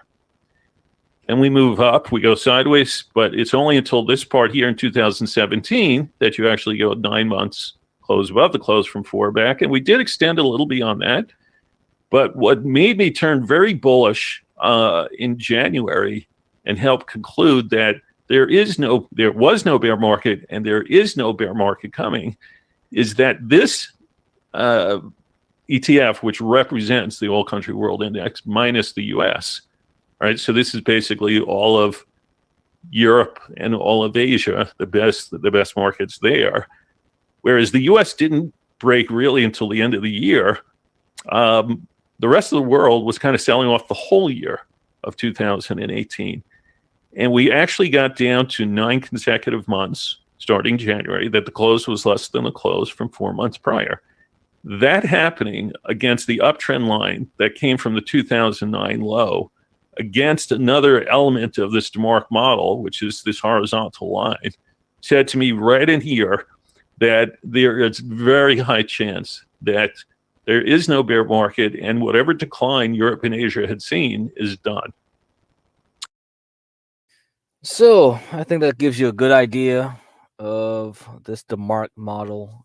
And yeah, count the 9s, friends. Count the 9s. I don't know. It's kind of esoteric, kind of astrology based, you know, but maybe some of you might find it interesting that are interested in numerology. Yeah, if you know numerology, you know that type of stuff. Anyway, let's look at the markets right now. It's doing fine. So after we had our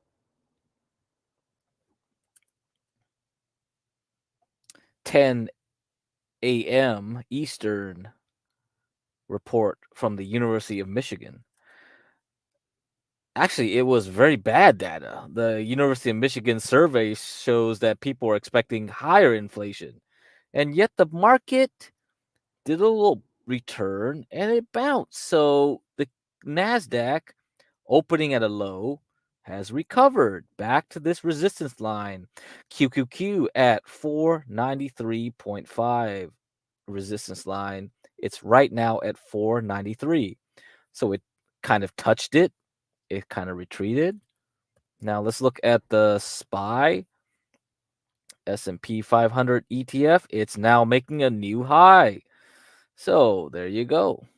Very interesting. So bad news still means good news, I guess. So Air Semiconductors, it dropped to a low and it's bouncing back. I don't know if I want to get into that, but yeah, it's in a definite position here. I think this is definitely a resistance point at this line here. Yeah, definitely one. So we see that, right? Pretty close to that area. We have to break that 15 before we see anything significant. Now, Palantir. How's Palantir doing? Still doing good. So nothing to worry about that. Nvidia. Yeah, okay. It's okay. Not making any stronger gains, but still above that 50% area still.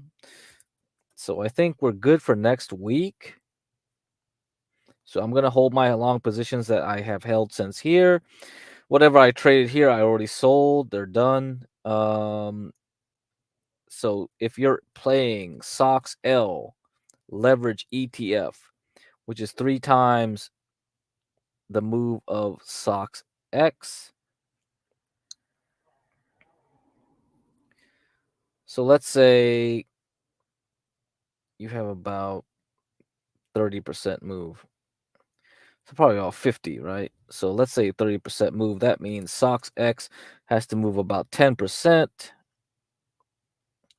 So 10%. Perfect. Yeah, it will be here. It will close this gap here between this area. So if it can get past here and get up to another 10% because of TSM, we'll see. I mean, TSM will report Thursday morning. I have no idea if it will be good or bad. And at the same time, we'll have retail sales and China data around the same day. So a lot of activity will happen there. But as far as I'm concerned, Monday, Tuesday, Wednesday will just be earnings and mostly bank earnings. So no tech earnings yet. We won't have tech earnings. So I don't know what the NASDAQ will do in the meantime before Thursday. So any kind of news might shake it out. Let me check bonds right now. Bonds, TLT. Yep, still weak. I may start buying bonds using the TMF ETF. So I think I already started trying to buy a little bit of this when it got close to 50. I'm not sure if I'm going to buy more. I mean, this will be a good play if the stock market starts really hemorrhaging. But I think eventually, yeah, it will try to hold around this area and this blue rectangle. So it could, yeah, TLT might get down to 91%. If it gets down to 91%, so that's about 2% left. So that's about 6% down on TMF. So yeah, look around 47. So let's say 47 on TMF. TMF 3X bull ETF. So if you got, yeah, put a target around 47 to start looking to buy. But you can buy now, but be aware that you might have to buy more later. Let me check the gold miners. Yeah, gold miners doing well. Perfect. So it bounced off of here. I think gold miners will try to hit that resistance again. Once it hits that resistance, the next time it'll break out. So the silver miner that I'm looking at, EXK, so I bought it around here at just below $3, around 280. Now it's at 440. Like, I think it has room to move up, assuming silver does not crap out. That's the danger. Silver is still having a hard time getting through $32 an ounce. Gold looks like it's recovering. Not bad. So, and we'll have to look at copper. If all 3 metals are moving up, that's a good sign. Copper has to recover from its initial pull up from the Chinese stimulus. Yeah, it still needs to get closer to £5 per $5 per pound. And yeah, silver still needs to get above 32, 33 and finally clear it, because it's been stuck at this 30-ish level for a while now. I think people are going to get tired of this. I gotta look solar futures, yeah. Yeah. We definitely need to clear this. We got to get to 50 by next year. So, but anything could happen till Halloween. Anything. If there's a liquidity drain, then everything will sell off. It doesn't matter. The only thing that will survive is the dollar. Dollar now is back up to 103 dollar index. So yeah, we held support there. So let's look at the yen. Yeah, dollar yen. Yep. So dollar is still strengthening.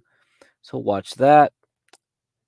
And I think China will report their new financial loans over the weekend. So we'll see. Also has inflation report. So anything that happens in China, you will not see until Sunday morning. Still in this range. I have shorts in the Chinese stock market. I don't know, using Yang. I'm not sure I keep them or not. Yeah, I don't know. Yeah, I don't know. I'm just still holding them, I guess. I have no idea what China will say over the weekend. So anything can happen. Yeah, I don't know. Anything could happen. There's nothing that gives me any reason to think it's bullish or bearish either way. So yeah, QQQ is about to break out. Is above resistance. No, not bad. So I think next week will be pretty good up until Thursday. Unless another bank like Bank of America or Citibank or something else says like, hey, nothing's looking good. I don't think there will be any problem.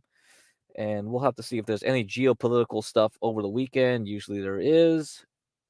But overall, yeah, I think, I'll have to give natural gas a benefit of the doubt and try to hold this thing. So I'm not going to do anything with that.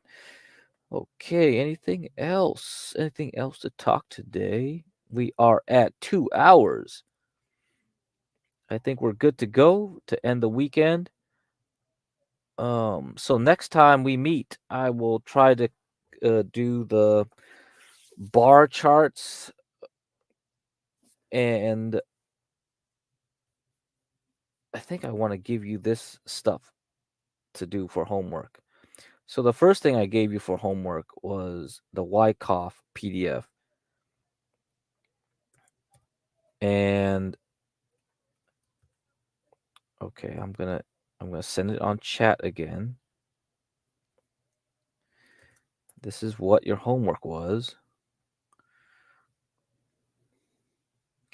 Yeah, you can read it again, reading it over and over is not a bad thing.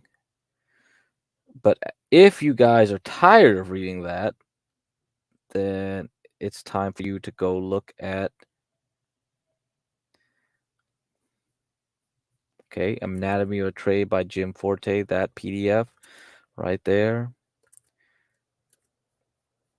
And it has all these little diagrams, and you got to conceptualize it, okay? You got to put it in your mind. Try to learn what it is, okay? But I'll give you another website, Squarespace, right here. You can go to the Trading Resources website for Wyckoff Analytics. Okay. Go there and check out the stuff there. They have all the PDFs you need. You got the Anatomy of a Trading Range by Jim Forte, but you also have these other ones. And so if you have time, start looking through them. I think the power charting blog is something I'll cover myself with you guys into November. But if you want, you can read that. They also have some books you can buy if you want. You don't need to. These are optional. They're definitely, you don't need to read all this stuff. You just look at the PDFs, look at the online blog for free. Get that stuff in your minds, because once we start trading, you got to be ready. You just got to be ready. You just got to trust me. You go like boom, boom, boom, boom, boom. And I'll try to make it systematic. But all this stuff is just for knowledge. You guys want to absorb the knowledge. And then in November, we start applying the knowledge. Okay, that's the key. That's what these guys try to teach you. They go like, well, accumulating all this knowledge, that's fine and dandy, but if you don't apply it, it's worthless, right? So that's really the problem. A lot of people spend a lot of time trying to accumulate all this esoteric knowledge and things like that. So what? Can you apply it to real life? Is your mindset and your psychology ready to trade? That's the question. Once you're ready to move, you move. You make your trades. You make it quick. You make your money, and that's it. So yes, you can start reading this more, and then after that, all this Wyckoff stuff. I'm trying to see if I can incorporate CKJ3's ICT trader.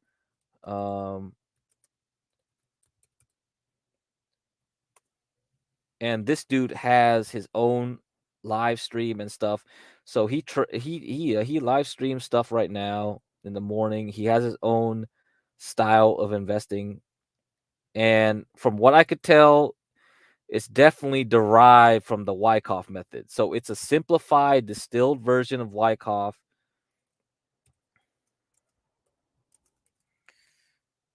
So this inner circle trader.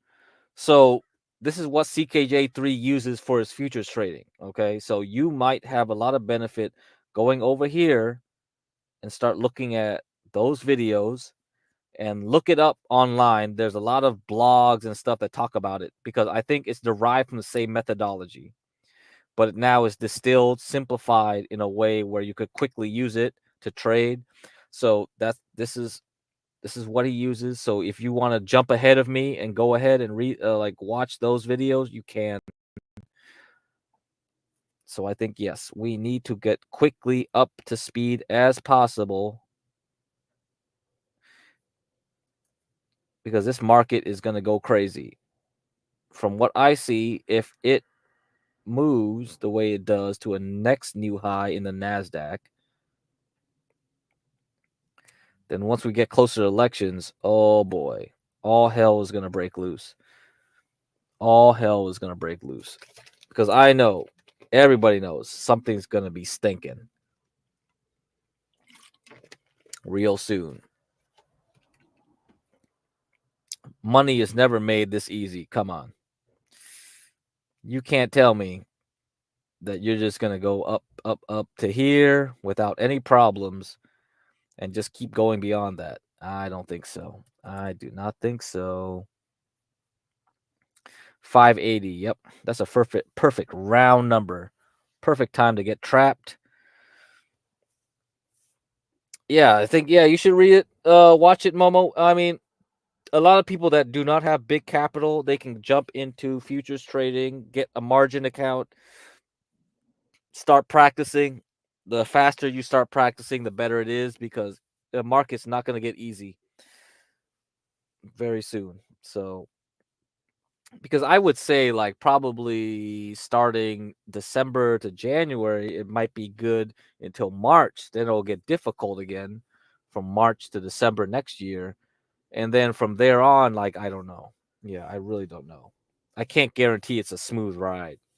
Like, it was smooth if you were in the 2007, 2008 crash era and then got in. And then went from 2013, from there, it was easy. But if you didn't, it's just tough. Tough. I don't expect a smooth ride at all, but we'll see. Maybe it is.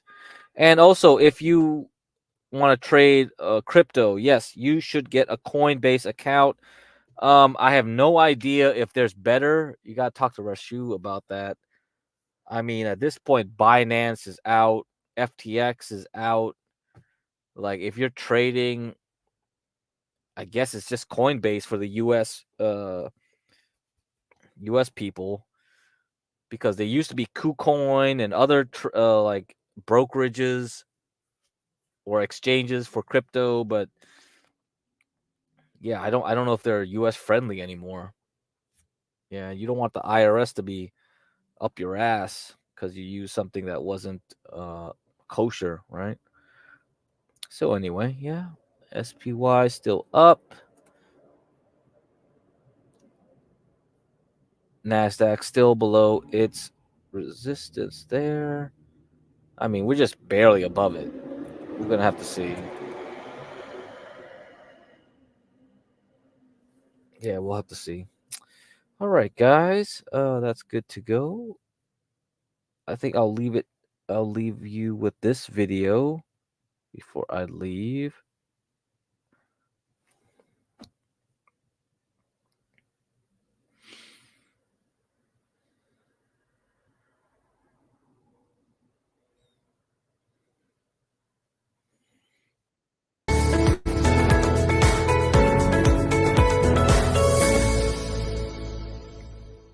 Where is demand coming in?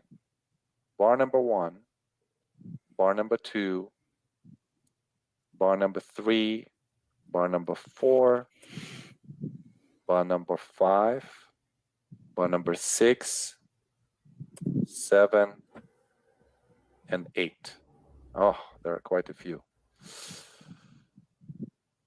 Okay, so let's just go through this.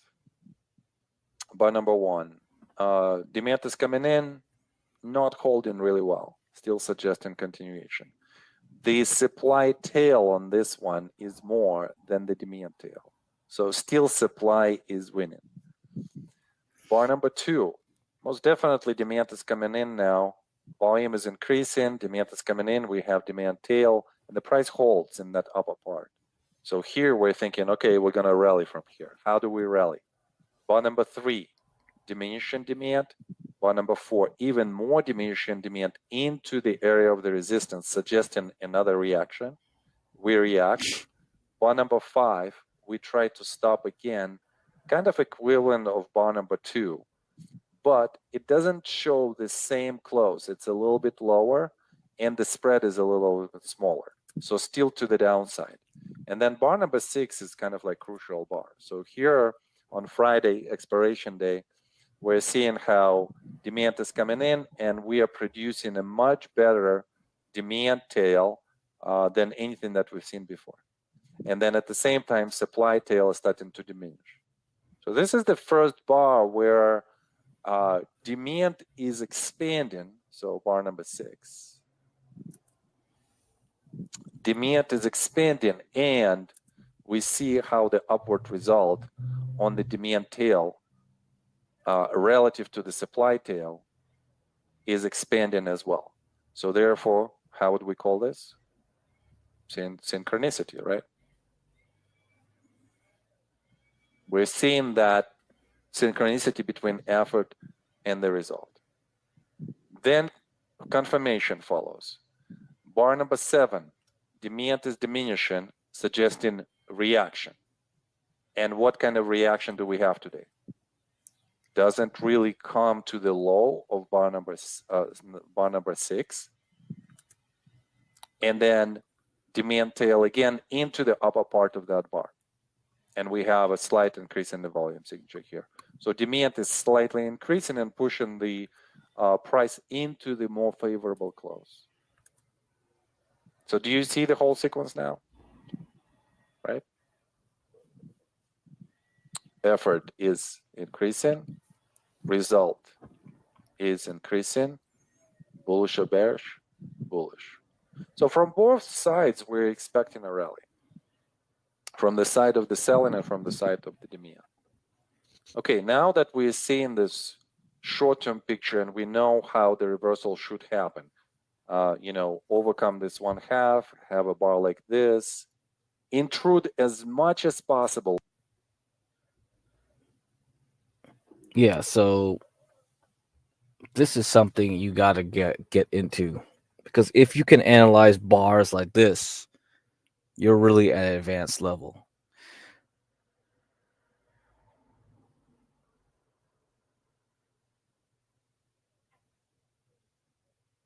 So let's look at this. Let's look at this. Let's look at this for a little bit before I leave. So I hid all the bars after this point. So this is May 2020.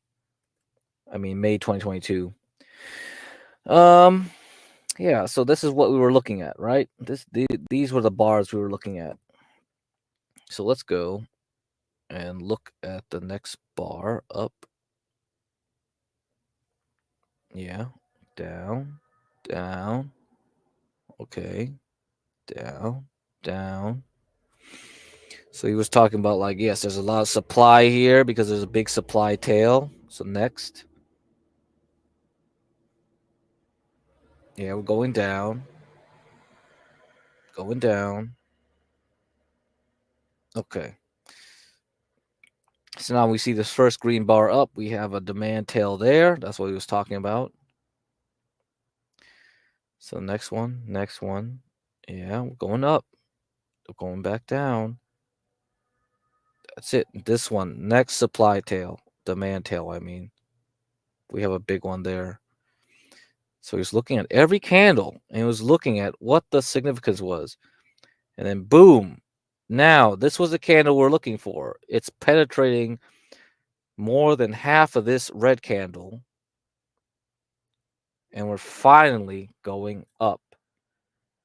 And we're going back up to this blue line, which was resistance. But what happens after that? Yeah, we got red candle here. Couldn't touch the resistance. We're going back down. One more try. Nope. Can't do it. Nope. Can't do it.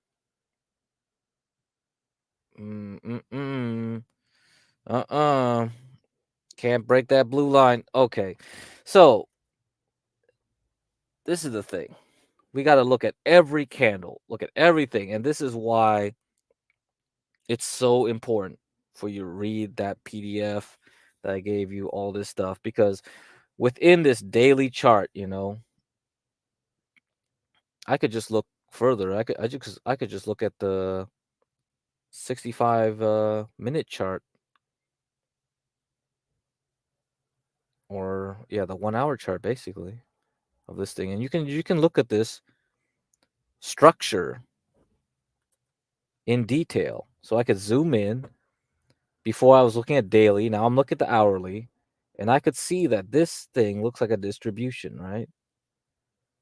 So that's why you got to read that PDF. That's why, because, you know, if we're going to be a trader here, we have to look at all these fractals. You got to look at everything in different time frames. And that's one thing I'll have to discuss to you guys later is multiple time frame analysis. And that's way more advanced than what we're discussing right now. I don't want to get into it, but that's kind of a preview of what you will see. Because if you look at the daily, you don't really see anything. I mean, you just see this. Yeah, but this area here might not be clear. You just know that it can't get above resistance. That's definitely true. But before this big red candle came along, how did you know that was going to happen?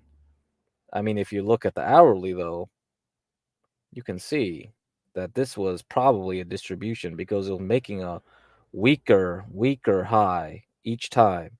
It was going down, down, down. And then this final one, that was it. That was enough. Because this point here, once it broke it down completely, it was done. It was toast. So there, you probably would have shorted it around here at this area. You would have took your chance Thursday, June 9th, 2022. Yeah. So, yep. Read that PDF. Let me put that link up for you guys. Go to the resources. WyckoffSquarespace.com. Wyckoff Trading Resources. Look at that. And the PDF. Again, that's your homework if you didn't read it. So we'll see you guys the next time around. I don't know if I'll see you over the weekend, if I'm busy or not. Otherwise, maybe Monday, Columbus Day, Indigenous, whatever day, Indigenous, yeah, Indigenous. What do they call it? Indigenous what? Indigenous Peoples Day? Is that all they call it? Oh, Indigenous Peoples Day. Oh yes. So respect Angel there, you know. Angel is an indigenous person. PDF has 2. Yeah, I mean read the other one. Read the other PDFs. They give you like the more yeah, go there to the why cost Squarespace. Go look at all the other PDFs, whatever they have, presentations, and you'll see.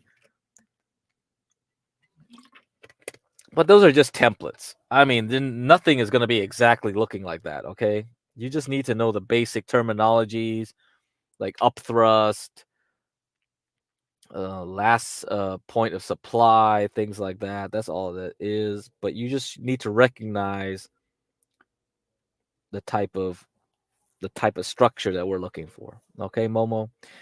So that's it for now. And maybe later we'll talk about the 9s and 13s again, the DeMark indicators. And if you're interested in DeMark, his son started a website with the trading charting program, and you can subscribe to them. So symbolink.com, it's a free account, but if you want the packages with the DeMark counts, the 9s, the 13s, all that good stuff, yeah, the C wave, D wave, there's so many more advanced techniques I haven't even covered yet. It's the DeMark stuff is really, I forgot what the title of the book was. There is a book written by DeMark, but it's not the one recommended because it's way too hard to understand. Though the one that's recommended is someone else. Man, I forgot what it was called. I have the PDF somewhere, but I don't know where it is in my computer.